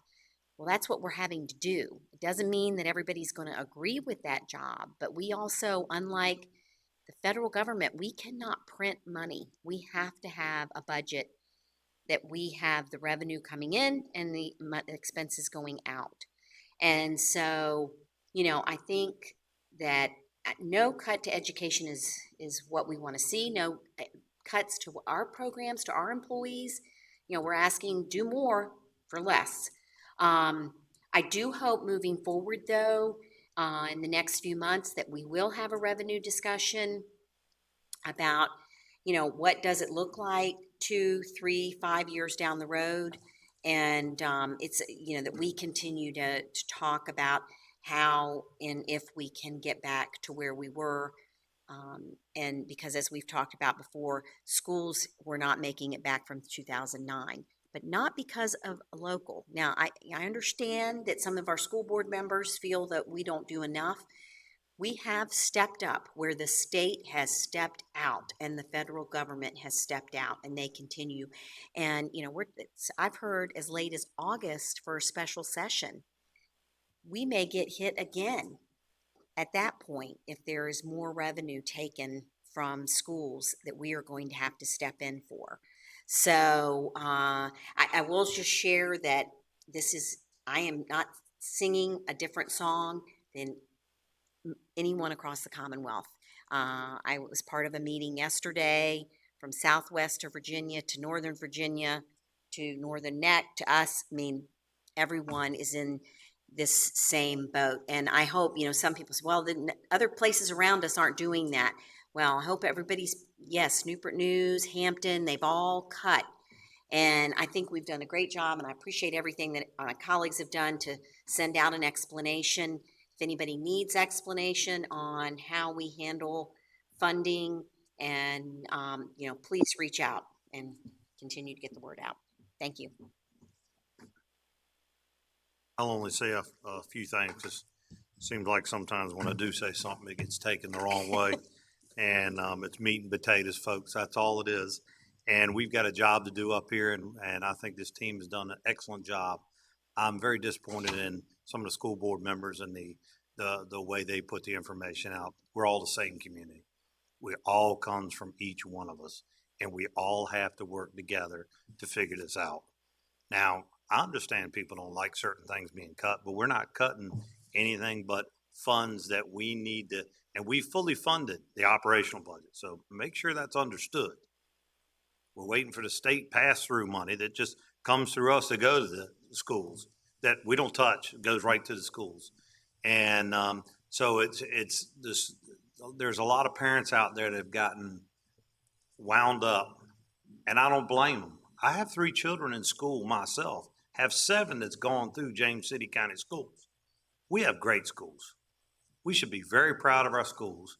We shouldn't look at this as who I can get after and who I should get mad at or who I should send an email to that's not as probably as nice as some of them that came through. And we got a bunch of very good emails, very nice emails, very concerned citizens. So it wasn't just one-sided, but we're all trying to work at this together, and everyone up on this board is doing their very best with very little knowledge on what the economy is going to be. And so if you don't think that any of these members up here, one past school board member, and the rest of them have either had children or teaching some of our schools. Now, William and Mary is one of our schools here, so, you know, and been there a long time. So this is a caring board about our school, and we know what the importance of our students are. They're going to take our place very shortly, and we want them educated and want them to know what they need to know. And we're going to continue to fight to get what we can. But a lot of times is if you send an email with a solution, have you tried this? We don't know everything. Have you tried that? Have you thought about this? And understand how it goes apart. I've had a few emails where I've had teachers been in teaching for a long time and don't know where the money comes from and how it gets to them. Maybe that should be a class that we should take on, you know, where does the money come from? How does it get to the school? And what we have in charge and what the state is in charge of. And Ms. Larson and she hit it right on the nose. We had taken a lot of slack that the state wasn't providing, and we've taken that money and supplied it to schools, and every single year. So it's not like we're not trying to do this. We've done it before. We have a past record, and we're going to continue to do it. So I wish everybody well. Hopefully we'll have everything we need by the time school opens up, and the students will be safe. I've got 3 of them in there, so I want them safe as well as all the parents out there. I want them in the programs that they're in, and our teachers are doing a wonderful job on trying to keep everything on task while we're all going through this. But remember, we're all in the same boat. We just got to row together to get across. So, thank you. Who, do you have any comment?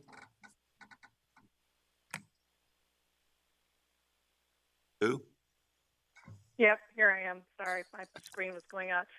Yes, thank you. I would concur with my colleagues on the board that I think, one of the callers suggested that we be more creative with how we can fund schools. Well, I would love to remind everyone that that's exactly what Mr. Stevens and Ms. Day did as soon as this started and before all the emails began and before the school board decided to be activists within the community to get people stirred up, in my personal opinion, unnecessarily, because Mr. Stevens and Ms. Day, and I believe they were working with the school administration on ways in which we could be creative in funding as much as we possibly can. To Ms. Larson's point, we've taken a huge economic hit that we're not even aware of yet what that's going to look like.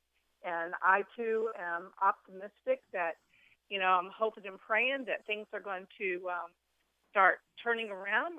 But the fact remains we've been shut down, and that's where the funding comes from. And I would love to see maybe the school board do some, put out some information to the citizens on how the process works and where the funding comes from, and so that way perhaps the citizens can be fully informed on how this process works. I can't thank Mr. Stevens and Ms. Day enough for their hard work throughout this process and for being creative and on the front line, like I said, before this all began. So to everyone else, I appreciate everyone's discussions and everyone's work on responding to citizens, and I look forward to more optimistic news in the future. But to Mr. McGlennon's point, there are other departments and things that we do have to fund as well. You can't. We have to weigh that out. We have to balance things out. And I've got grandkids in the schools, and they've done a great job with my kids. And we all want what's best and that's safe and productive for the children and for the whole community. So I think none of this is easy. It's not always easy for us all the time. It's not as cut and dry as people think. There's a lot we have to weigh out, a lot of pieces to our puzzles that we have to put together. But I just want to thank everyone, Mr. Eisenhower, and everyone on our board who's worked so hard to make sure that we can do the best we can do in uncertain times. And I'm looking forward to some positive change with the economy, the community, and I'm ready to go shopping myself. So I'm ready to get out of the house. So thank you all very much. I would just add, Mr. Stevens, my personal thanks to you and Ms. Day and the staff, because you guys are the ones that did all the hard legwork that can make us make an easier, better decision. And please pass my thanks on to Dr. Heron and her staff for working so well with you to make that happen. Okay, we are ready for a motion. Motion for approval. And motion for approval, Mr. Stevens. Mr. McGlennon? Aye. Ms. Larson? Aye. Ms. Sadler? Aye. Mr. Hippel? Aye. Mr. Eisenhower? Aye. Motion carries. Okay.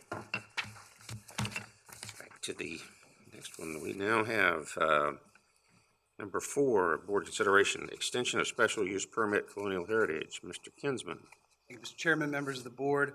On behalf of the developers of Colonial Heritage, Mr. Greg Davis has requested that the board grant an extension to its special use permit, number SUP 003-2015, to October 1, 2023.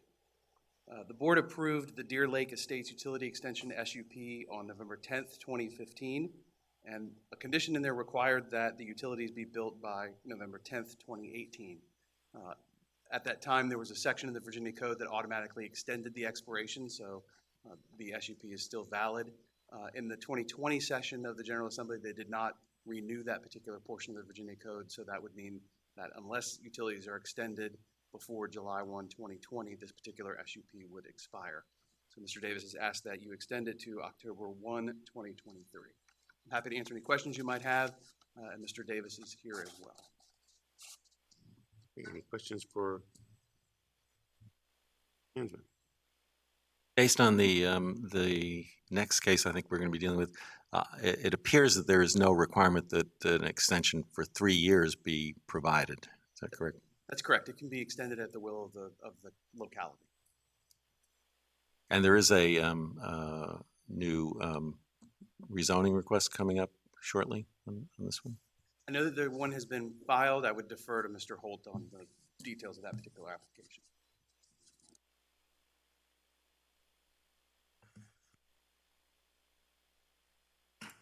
So the application has been submitted and is currently in review. We do not yet have any tentative dates set for either the Planning Commission or Board public hearing.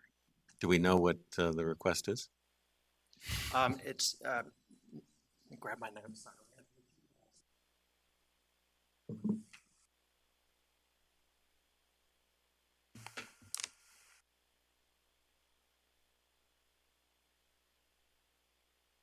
It's been submitted to date, and again, it's still under review, so it could be subject to change. And Mr. Davis, I know, would correct me if I'm misrepresenting what's been submitted. The proposal would be to rezone approximately 220 acres comprising the Deer Lake Estates area from A1 general agricultural to and rural cluster to mixed use with proffers. They would be subject to the existing colonial heritage proffers. The unit count would be from the current 50 units to 150, single-family detached, but the total unit cap for all of Colonial Heritage of 2,000 would not be increased. It would eliminate the external access from Jolly Pond Road. Access would be via the internal private road system. And as part of that, an additional 77 acres of land would be proposed as a conservation area, and it would be for age-restricted housing.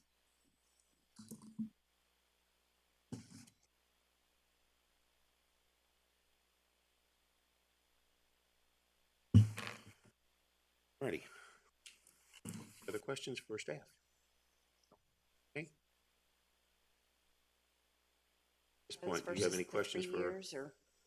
No, I'm, No, okay. I just think I'm not. I got you. This is a board consideration.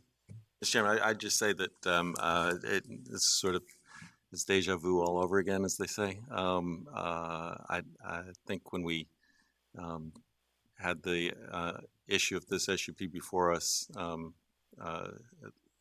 was some sense that maybe somewhere down the line, with the availability of public utilities, there might be an effort to increase the unit count on the property. And that's interesting.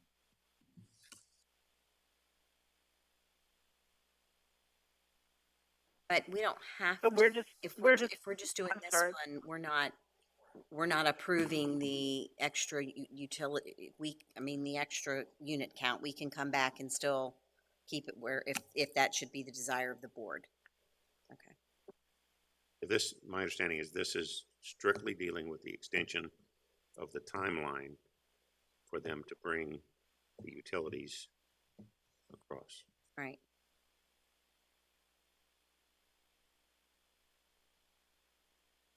Do y'all have any questions for the applicant as well, or?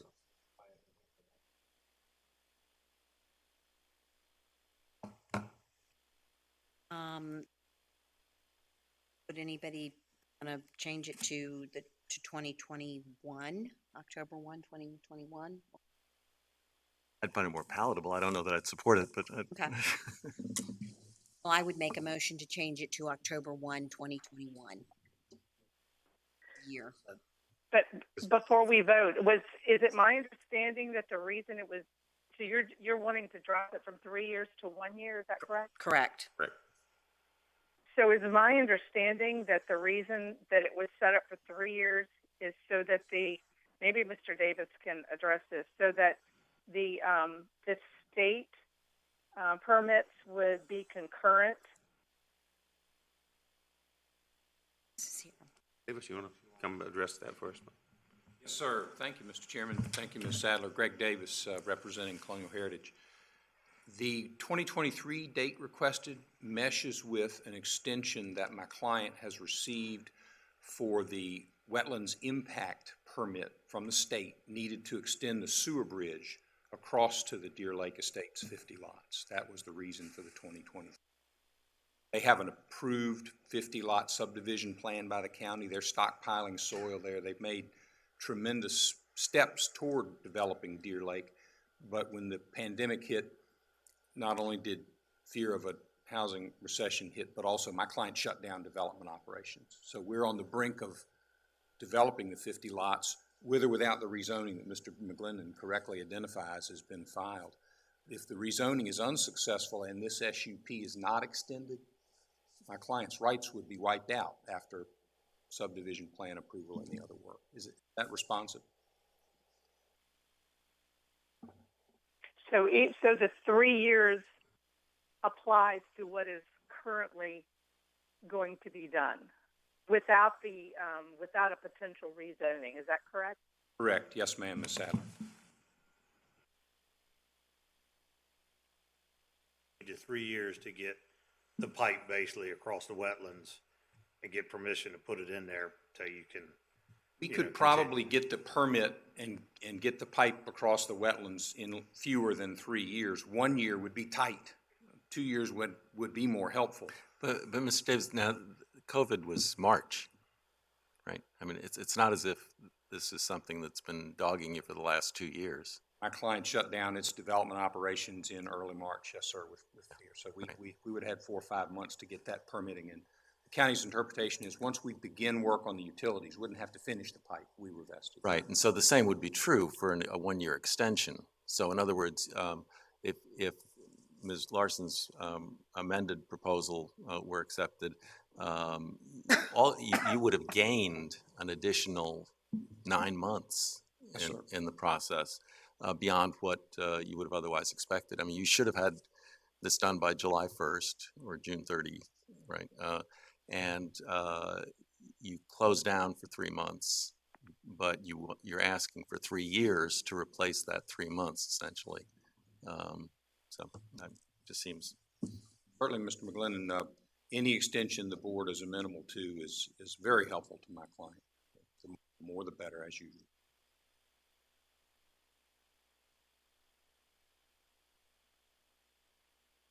Questions for? You still have a resolution on the floor for? Yes. Extending it to 1 October of 2021. Yes. Okay. Other board discussion? Is this, so would the vote be on amending the resolution, or just we take that resolution straight out? Technically, we should. This one from Ms. Larson is an amendment. It's a motion to amend the resolution. So you'll be voting on the amendment from 2023 to 2021. October 1, 2021. Then we come back and vote on the amended. That's correct. Okay. This is just a vote on Can you the change. Can you explain that one more time? It's breaking up. I'm having a hard time understanding. What is being explained is that this is an amendment to the resolution that we have, that we would be voting on the amendment to change the date. And then after that, if it succeeds, we would then have a new motion with the new date. If it doesn't, we will have the old motion, and we will then come back and vote on either one of those. Does that understand? You understand that? I think so. Thank you. Okay. There's a lot of static coming through the line tonight. Okay, so we have a motion from Ms. Larson to amend the resolution to change the expiration date of the SUP to the 1st of October, 2021. Mr. Stevens, call the roll, please. Ms. Larson? Aye. Ms. Sadler? Aye. Mr. Hippel? Aye. Mr. McGlennon? Aye. Mr. Eisenhower? Aye. Okay. Now, we have the motion with the expiration date of 1 October 2021, and we will vote on that motion as it was amended. So I need someone to move that. So moved. Okay. Ms. Larson? Mr. McGlennon? No. Ms. Larson? Aye. Mr. Hippel? Aye. Ms. Sadler? Aye. Mr. Eisenhower? No. Motion carries. Okay.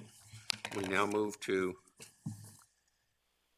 number 5, which is extension of special use permit Mason Park. Mr. Kinsman. Thank you, Mr. Chairman, members of the board. Glad to be back up here again. This is a request from Mr. Vernon Getty on behalf of George Nice & Sons Incorporated and Mason Park Development, LLC. Similar to the previous application, it's to extend a use permit. In this particular case, the use permit was originally granted on October 10th, 2006, which required that construction start by January 1, 2008. Like the previous application, the Virginia Code automatically extended that date to July 1, 2020.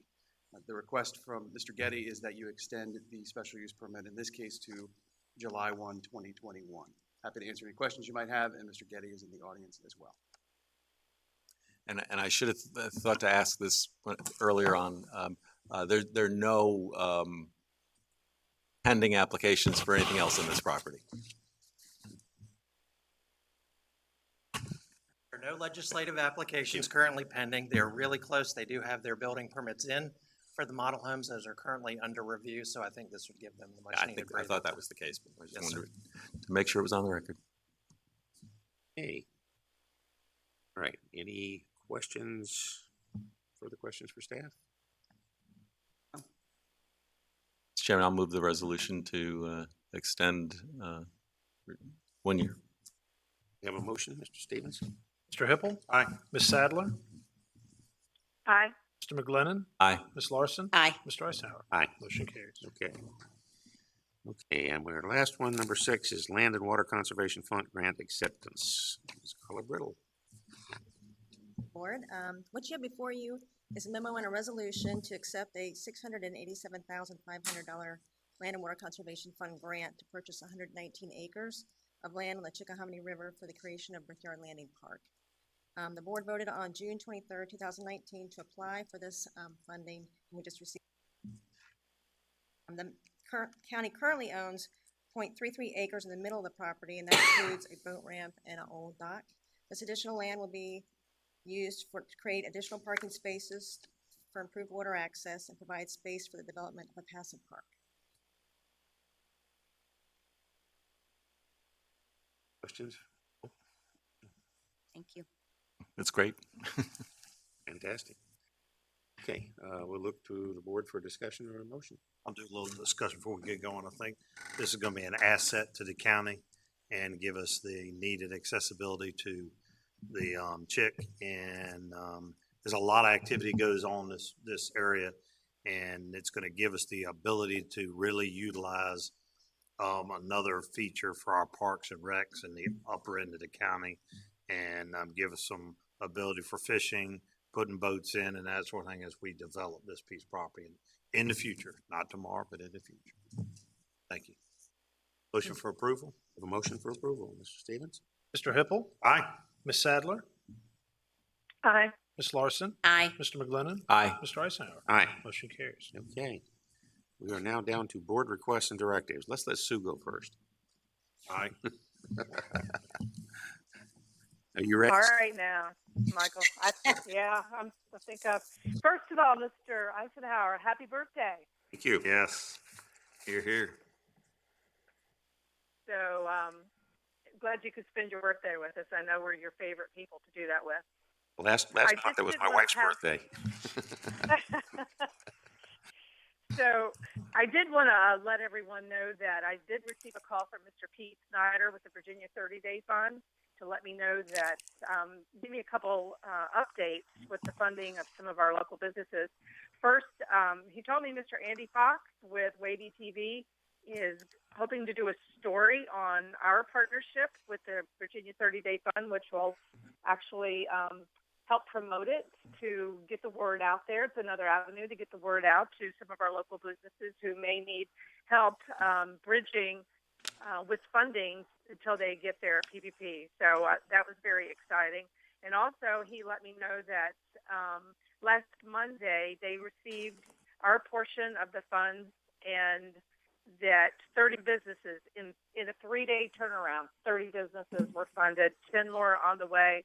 And I think he's got more updates for me within the next few days. So I thank Mr. Johnson with our Economic Development Office who's been promoting this, and looking forward to hopefully getting the word out with Waive TV in the next few days to promote this even further. So hopefully that will help our economy here locally, and I look forward to hearing more about it. So that's all I have. Thank you. Thank you. First of all, let me take a moment of personal privilege to thank my colleagues and others who have expressed condolences on the passing of my mother-in-law, Irene Urbanski. Irene was a charming, lovely lady, lived to just short of 97 years of age, and managed to avoid COVID, despite the fact that in her facility, half the residents had tested positive. They did an excellent job at Clare Bridge in Brookdale, Williamsburg, in addressing that issue with the very strong participation and help of the Virginia Department of Health, the Peninsula Health District. So very appreciative of that. And she leaves a great legacy. She was one of the founders of the Virginia Head Injury Foundation, which now is the Brain Injury Foundation, which has done great work to help the survivors of traumatic brain injury. But so thank you to all for those condolences. As often happens, my wife was the one daughter in a family of 5 children, and oftentimes care for an older parent falls on the female member of the clan. I would say that people in the family were very appreciative of all of her work and kind enough to say some nice things to me.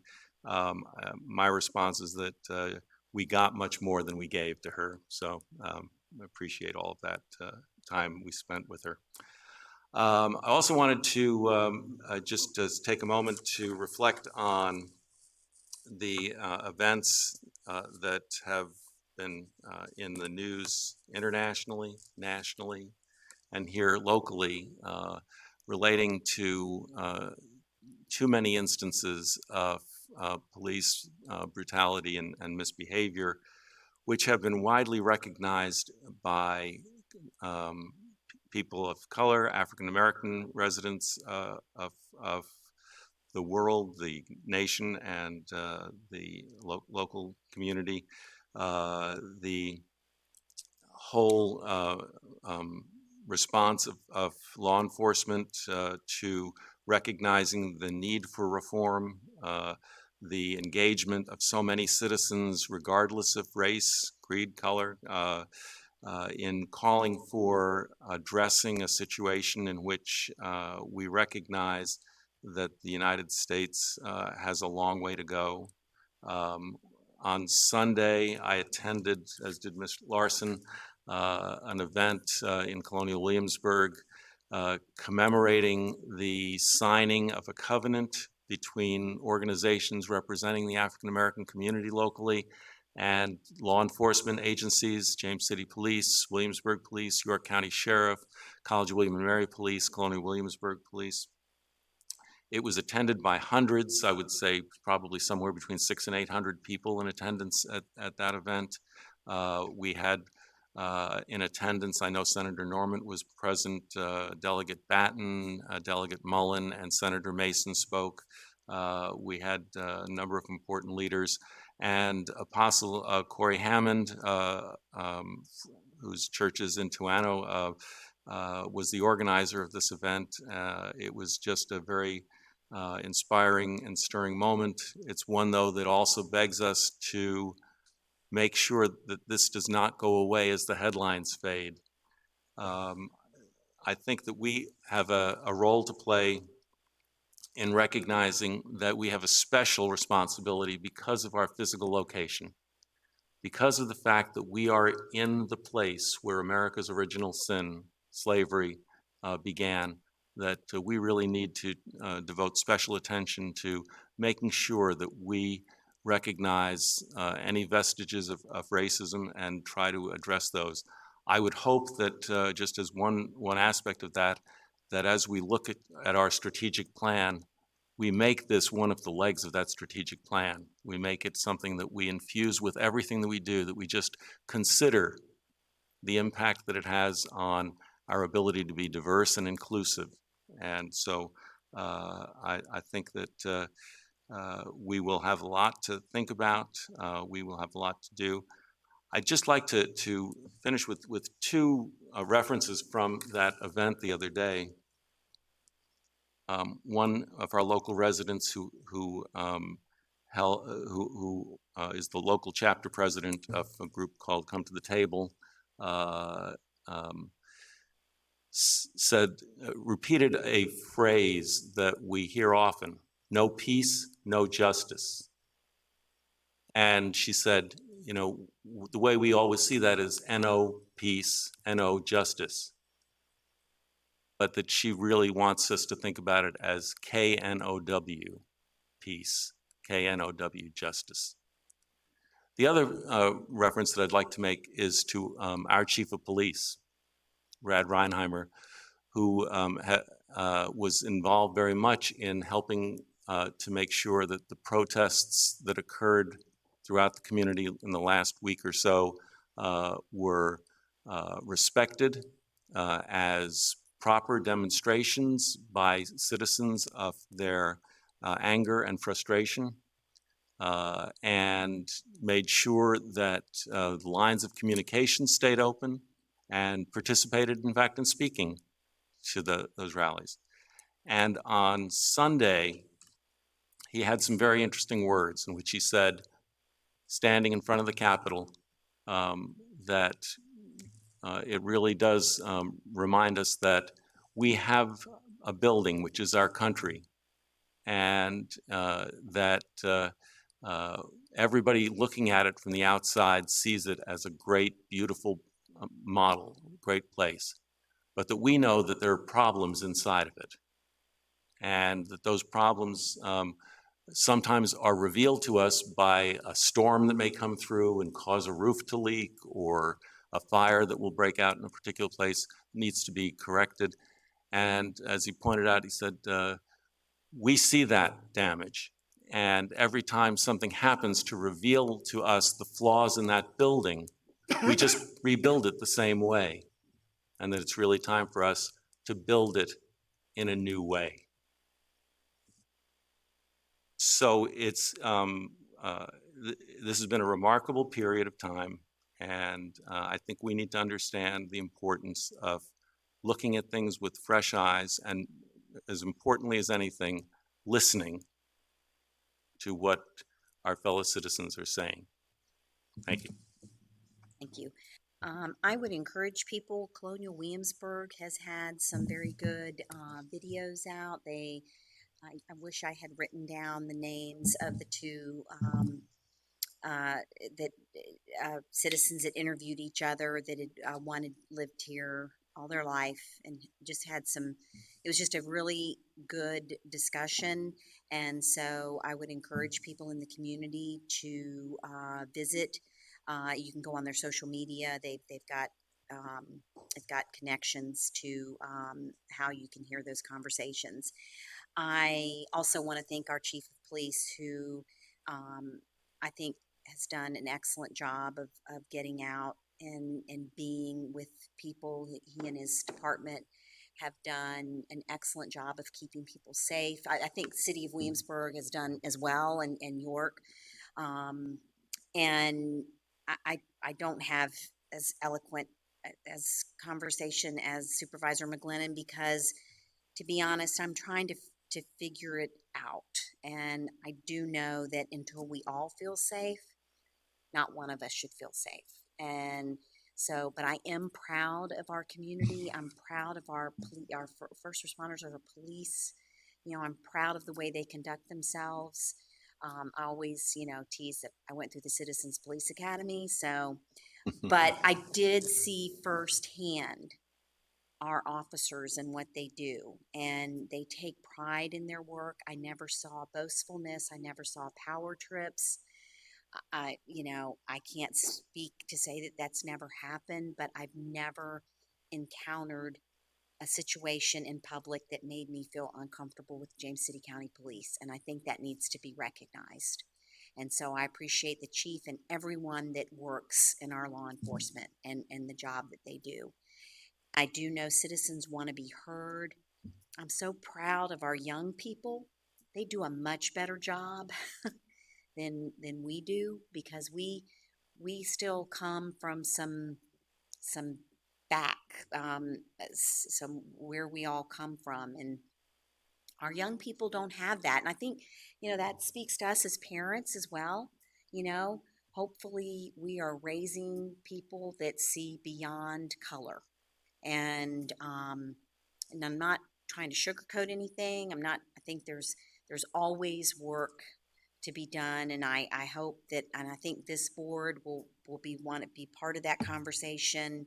And so I'm thankful for the people that are getting out, that are wanting to be heard, I hope people are hearing them, and more to come. But so I also do want to say happy 80th birthday to my dad today.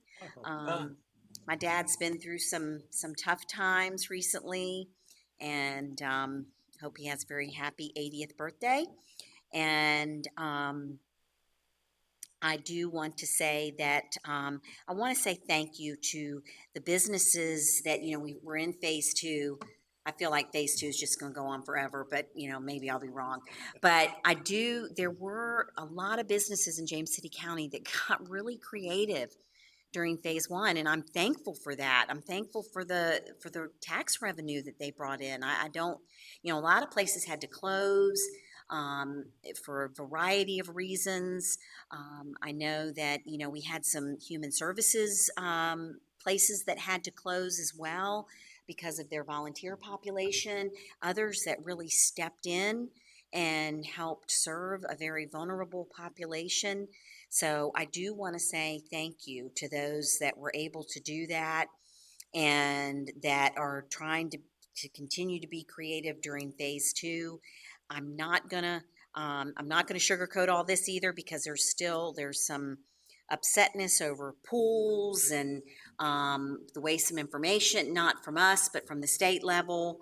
And frankly, the state doesn't seem to really be interested in the frustrations, and that is frustrating me. I do not agree with what I feel has been an inequitable opening up of some of the Commonwealth and Virginia Beach.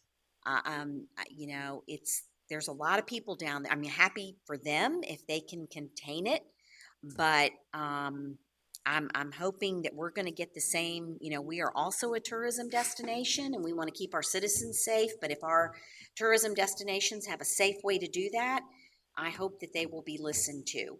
And so I continue to encourage us to not just take everything sitting down, but to encourage the governor and the people in Richmond making the decisions to work with our businesses.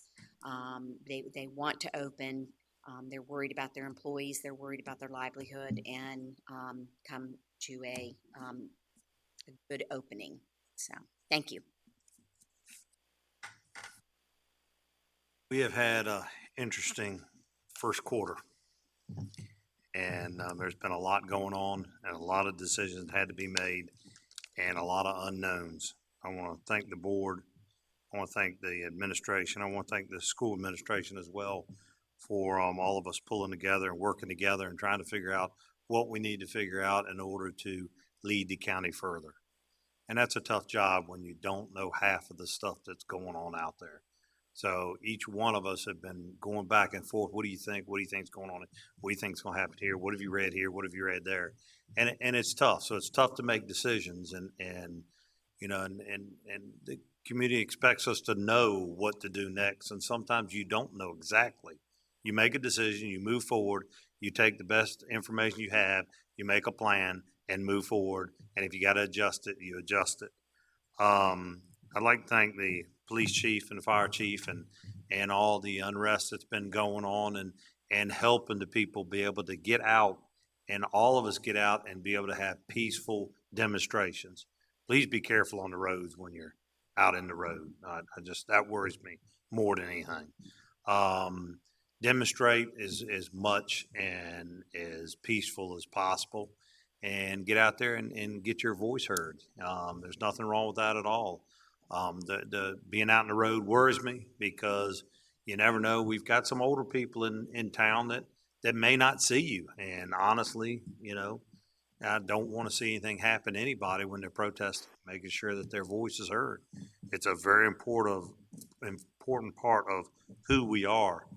I'm so proud of James City County and where we're at and what we're doing in James City County.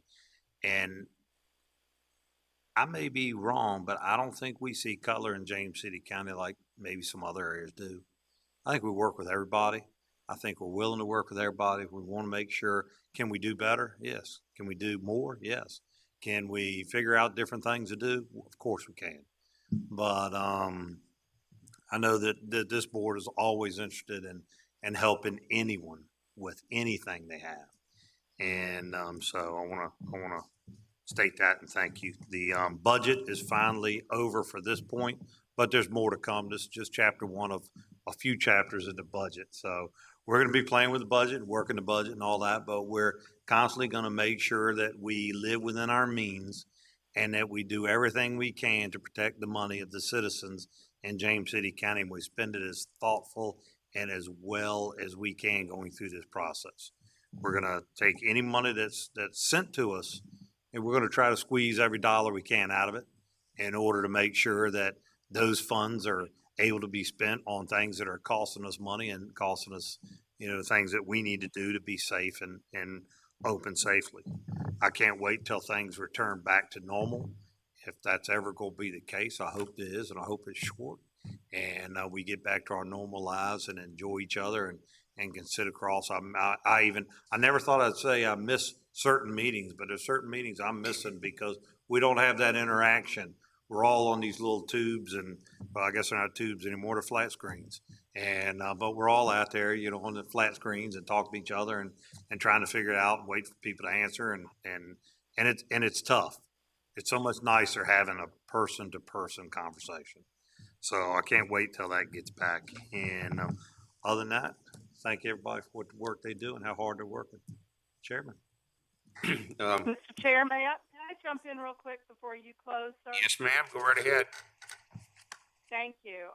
I'm speaking from my small phone flat screen, Mr. Hippel, but just wanted to, I did want to comment to what my other colleagues had said, and then I want to thank everyone who was able to attend on Sunday on behalf of the Board of Supervisors. I appreciate you all being there. I wish I could have been, was not able to attend, but thank you for representing us so well. And also, along with my colleagues, thanking Chief Reinheimer for what an amazing job he's done in this community.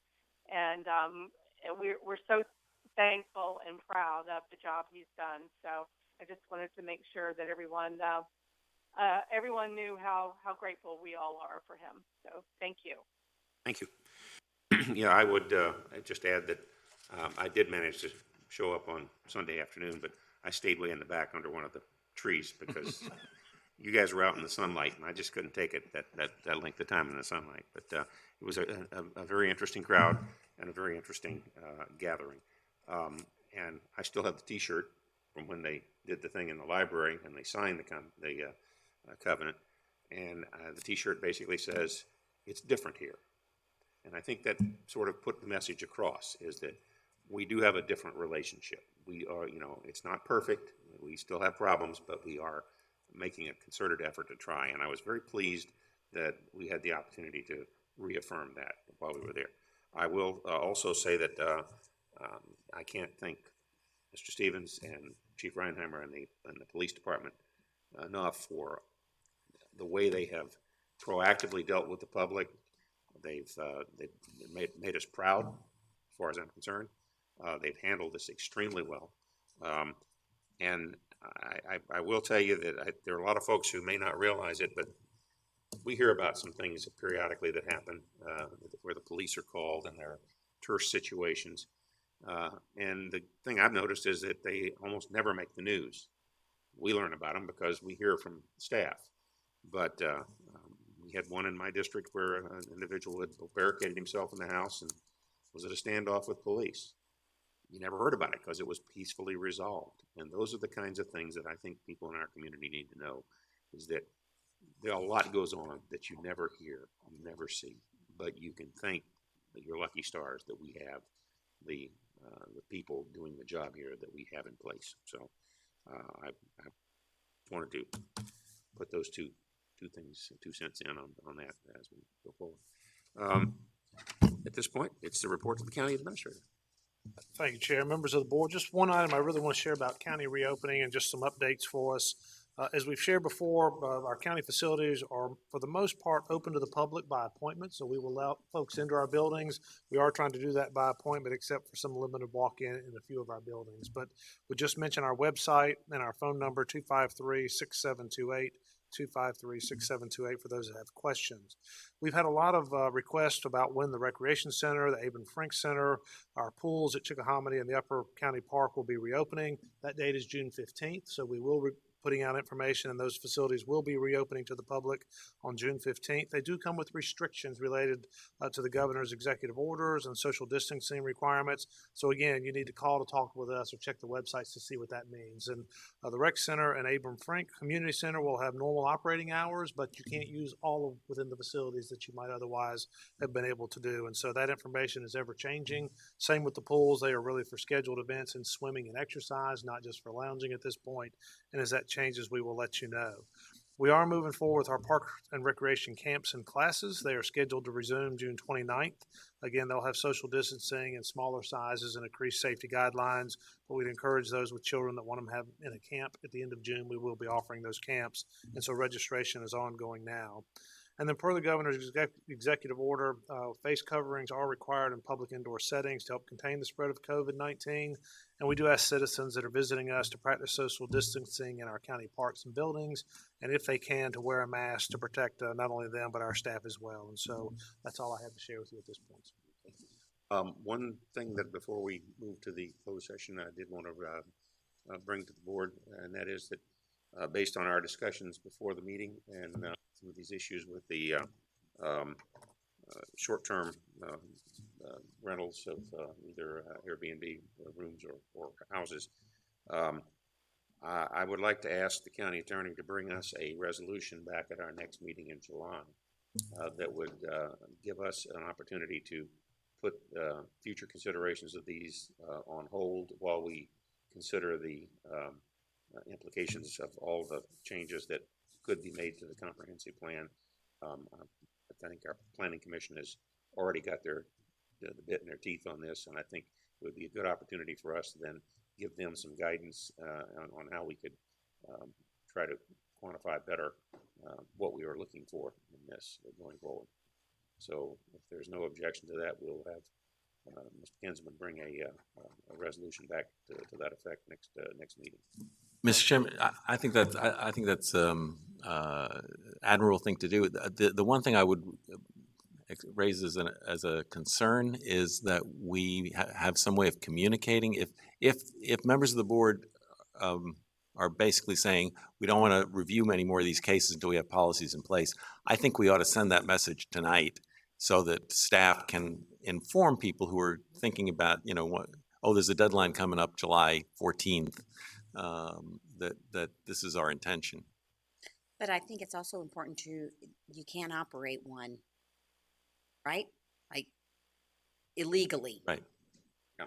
Yes, So ma'am, illegally. we need to make there sure are a that- number of them that are permitted, and they would, of course, be able to continue. Yeah, right. Sure. And Mr. Holt said there is one Airbnb application pending. The only thing I'd worry about is that puts it out for a year, correct? At least. It puts it out Mr. Hipple, for- that's the maximum amount of time. Maximum So amount of time. the board could set whatever it wants. You'd probably want to try to marry it up with the comp plan if that's the logic that we're using. But with the comp plan, wouldn't that be next July? So Yes, that's sir. out a year plus. So that's what I'm thinking. We're gonna, because there's some that fit. There's some that we're worried about. I don't think we should throw the baby out with the bathwater.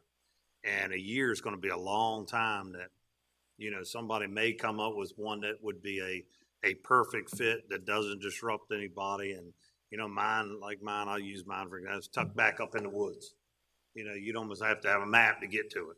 But one's in a tight neighborhood situation, that would be, maybe we do it by zones, and we'll look at ones in this zone, but we're going to hold off till we get more information or do something in this zone. So we do it by zoning.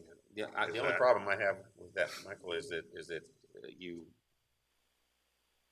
you're basically making a decision about criteria while you're trying to make a decision about criteria. Right. And that's I think it's only fair to everybody to say, all right, we're going to just put a temporary hold on this. I believe that people could still file, they could still go through the process. We just wouldn't get them to us for final disposition until such time as we got some criteria. And as far as I'm concerned, I think we can push to try to work with the planning commission deal with this in a shorter time frame. I don't, because I think one of the things we're gonna have to do is to sit down with them at a work session and talk about what their concerns, how they see the difficulties of trying to apply the criteria that we currently have, and what they think criteria ought to be, what we think criteria ought to be. And so we have those discussions so we can get something started earlier. And, true, it may take a little bit while longer, but I would be a little concerned about, say, all right, we're going to let some but not all. Which ones? What criteria are you going to use? It's either you have to, I think you either have to just let them all continue, or you have to stop it until we have a better idea of the criteria we want to apply. And Did Mr. Holt mention that there was a pending case, and if so, how would this affect this pending case, this person who's already applied? Ms. Sadler, it would depend on what the board adopted. The board can't refuse to accept an application. So whatever you pass, someone can still apply for that particular use. And then it would have to be heard by the planning commission within the requisite amount of time. It's at the board level where what you would basically be saying is, we're not going to hear any of these cases until the 1-year time mark is up. So from the beginning of the planning commission meeting, you count 1 year forward, and that's when the code says you've got to make your decision. So effectively, you'd be saying you can still apply, but don't expect us to hear it for quite some time. And I believe we did this with Airbnbs like a year ago or so. Yes, I think we. Yeah, but I just want to make sure that we're fair to applicants as well, and not to say, go ahead and put in your $1,200, and when we come to the end of the day, we may have criteria that exclude you. So, I mean, my inclination would be to say, you should know that there is a serious process going on to identify criteria that may wind up excluding or creating the criteria may exclude your property. So, think about that before you put down your $1,200. And that's why I was concerned about the idea that, there wasn't a kind of required letting them know somehow or another about the criteria of arterial or collector roads. I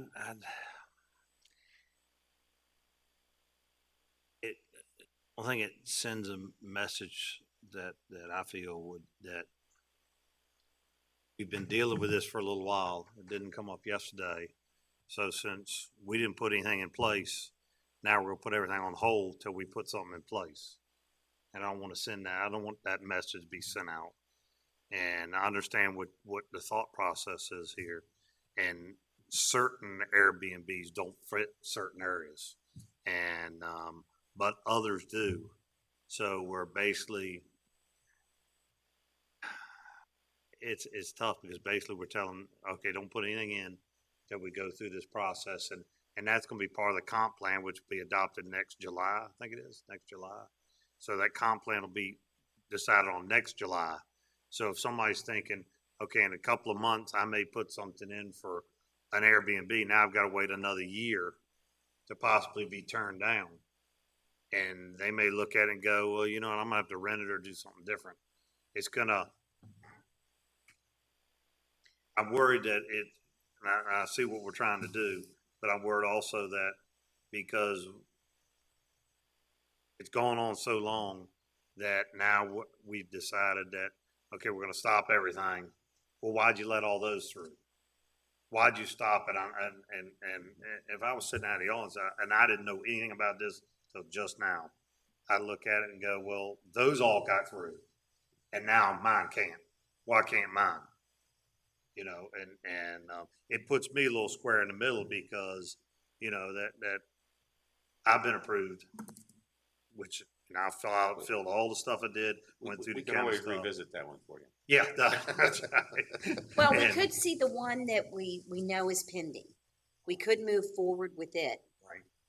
But then say, I mean, there's so many questions, I think that Mr. Croft, there's still so we could go ahead and see this one that we've got, let it move through, but say this evening, we're looking, we want to delve a little deeper into this and then have them come back with something. And Michael, to answer your question is, if somebody has a house and they're renting it long-term, that's just a regular use. But when you do an SUP, that's something that goes forever with that piece of property. And I know, what about all the ones we've already done?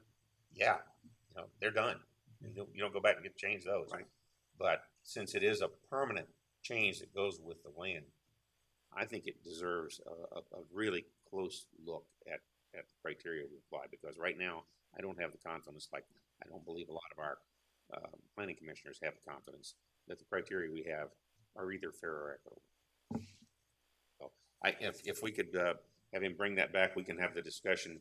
But I think maybe Ruth, as you mentioned, we could let the one that's in the pipeline proceed, but basically need to state. I would agree that we need to hear the one that's pending, and I hope that our discussion here doesn't have any effect on the merits of what it may be that would affect the planning commission's decision of that particular application. I just want to make sure that if there's none coming up after that, then hear the one based on the same merits as we evaluate and staff evaluates every other one that we've done so far, and then move forward from there with taking a hard look at it. I think that's basically what Ruth is proposing. And would it be that we could move this and then it'll be part of the comp plan, but do we have to wait till the comp plan in order to have our decision made? Would it be a year or 14 months? Or can we say we could have this done in 10 months? I think that would be, I would defer to staff, but I think. Help me with that, Paul. What does that do to what I know we'd like to roll everything in comp plan out at the same time because instead of piecing it. No, but that's okay, because there are so many different elements that go into the comp plan update. This is one topic of 50, maybe even 150 that we have on the to-do list to tackle this summer and fall.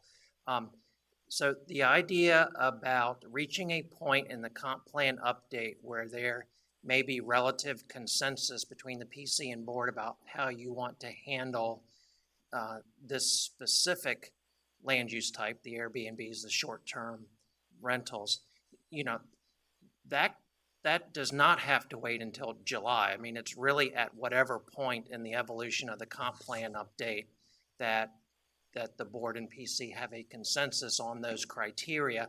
The actual publication, it's kind of like the budget discussions, right? We sort of knew a couple weeks ago that the budget cuts were going to be what they were going to be, and tonight represented the formality of that vote. Next July, if we're able to maintain on schedule, would represent the formality of the vote on the comp plan as a whole. And for those, many of you have been involved in comp plan updates, decisions are made along the way. And I think once we have consensus on that, from a policy point of view, from a comp plan point of view, that's easy to put in place. Now, that within that time frame, that's not going to also then sort of rewrite the zoning ordinance piece for the implementation. That'll take a little bit longer. But in terms of coming to consensus on what the policy directive ought to be when you're considering SUPs, we can absolutely have consensus on that before next July. So if we did, say we did in 8 months, from here to 8 months, we're gonna stop all Airbnbs except for the one that's in the pipe, and we're gonna put them on hold 8 months. We come out with these are what we're looking at. This is what will fit an Airbnb. Then would the policies be in place then that we could make a judgment in 8 months, or would it be we still have to wait for the policies to? No, you can do something separate. You can Okay. adopt something separate. All right. Absolutely. And those would just be embodied in the final text Right. of the document that you approve in July. Right. But you can always peel those out early and before and do a separate vote on those. Is doing what you do, is 8 months enough time to come up with a policy with the two boards? Out ramming it in. Get back to the 150 item list. Yeah. That we and the So, land use I'm trying not to applications jam you up. and everything else. Let us get back to you on that. I certainly think that this issue, and there's probably 2 or 3 others that staff has gotten clear indication from the PCN board are ones that you would like to tackle first, are some higher priority items. There are a lot of other items that are just going to fall into the natural process. So let me go back, check with staff on timing. I'm just sitting here trying to remember, we've got land use applications. I don't know what the timing is. Right now, we're sort of getting geared up, as we mentioned, the work session last month for this next big public engagement effort that we want to do in August. And we're into summer already. And so let me get those dates straight and I'll communicate back out with you all. Mr. Chairman, we can bring to you, Paul and I can work together and just bring to you one that would say that the board's going to hold off until whatever the earliest date that we can come up with.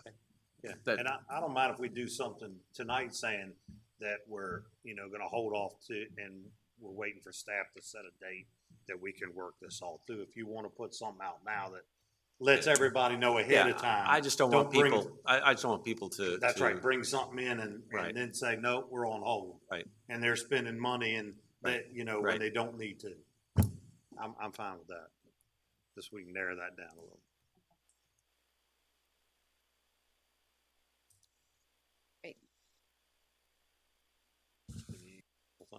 I don't, do you? I don't need it.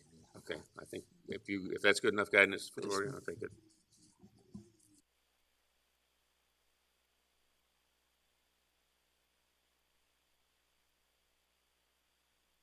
Before we go to a closed session. Chairman? Oh, I believe she missed the public comment, Oh. wanted to speak, but she could maybe speak with you afterwards if you want to Okay, allow yeah, that. the public comment period was earlier in the meeting, but if you need to, we can speak with you afterwards outside. Okay, thank you. Okay, we need now to, need a motion to enter closed session for the consideration of a personnel matter, appointment of individuals to county boards and or commissions pursuant to section 2.23711A1 of the Code of Virginia, in consultation with legal counsel employed or retained by a public body regarding specific legal matters requiring the provision of legal advice by such counsel, in particular the legal status of an unimproved 50-foot wide right-of-way located on Overlook Drive in the Kings Point neighborhood pursuant to section 2.23711A8 of the Code of Virginia. So moved. We have a motion. Mr. Stevens, call the roll. Mr. McGlinnan. Aye. Ms. Sadler. Aye. Ms. Larson. Aye. Mr. Hippel. Aye. Mr. Eisenhower. Aye. Motion carries. Okay, we're in closed session. Take the roll.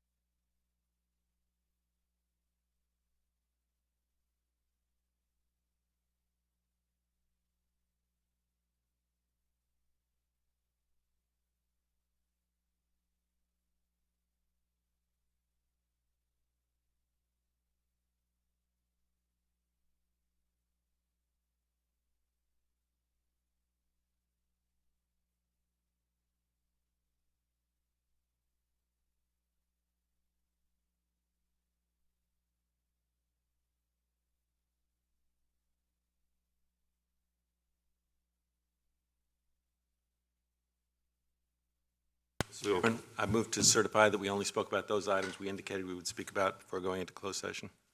Thank you. Mr. Stevens, call the roll. Mr. McGlinnan. Aye. Ms. Sadler. Aye. Ms. Larson. Aye. Mr. Hippel. Aye. Mr. Eisenhower. Aye. Okay. Mr. Chairman, I'd move the appointment of Sharon Cornelius to a second term on the Social Service Advisory Board and the appointment of Christopher Howard to an initial term on the board, both to 4-year terms terminating on June 30th, 2024, and of Lynette Diaz to the Williamsburg-James City County Community Action Agency for an unexpired term ending September 25th, 2022. Stevens, we have a motion. Mr. McGlinnan. Aye. Ms. Sadler. Aye. Ms. Larson. Aye. Mr. Hippel. Aye. Mr. Eisenhower. Aye. Motion carries. Okay. And we are now ready for adjournment. We'll take a motion for adjournment until 4 p.m. on June 23rd for a work session. Motion. We have a motion. Mr. Stevens, call the roll. Mr. McGlinnan. Aye. Ms. Sadler.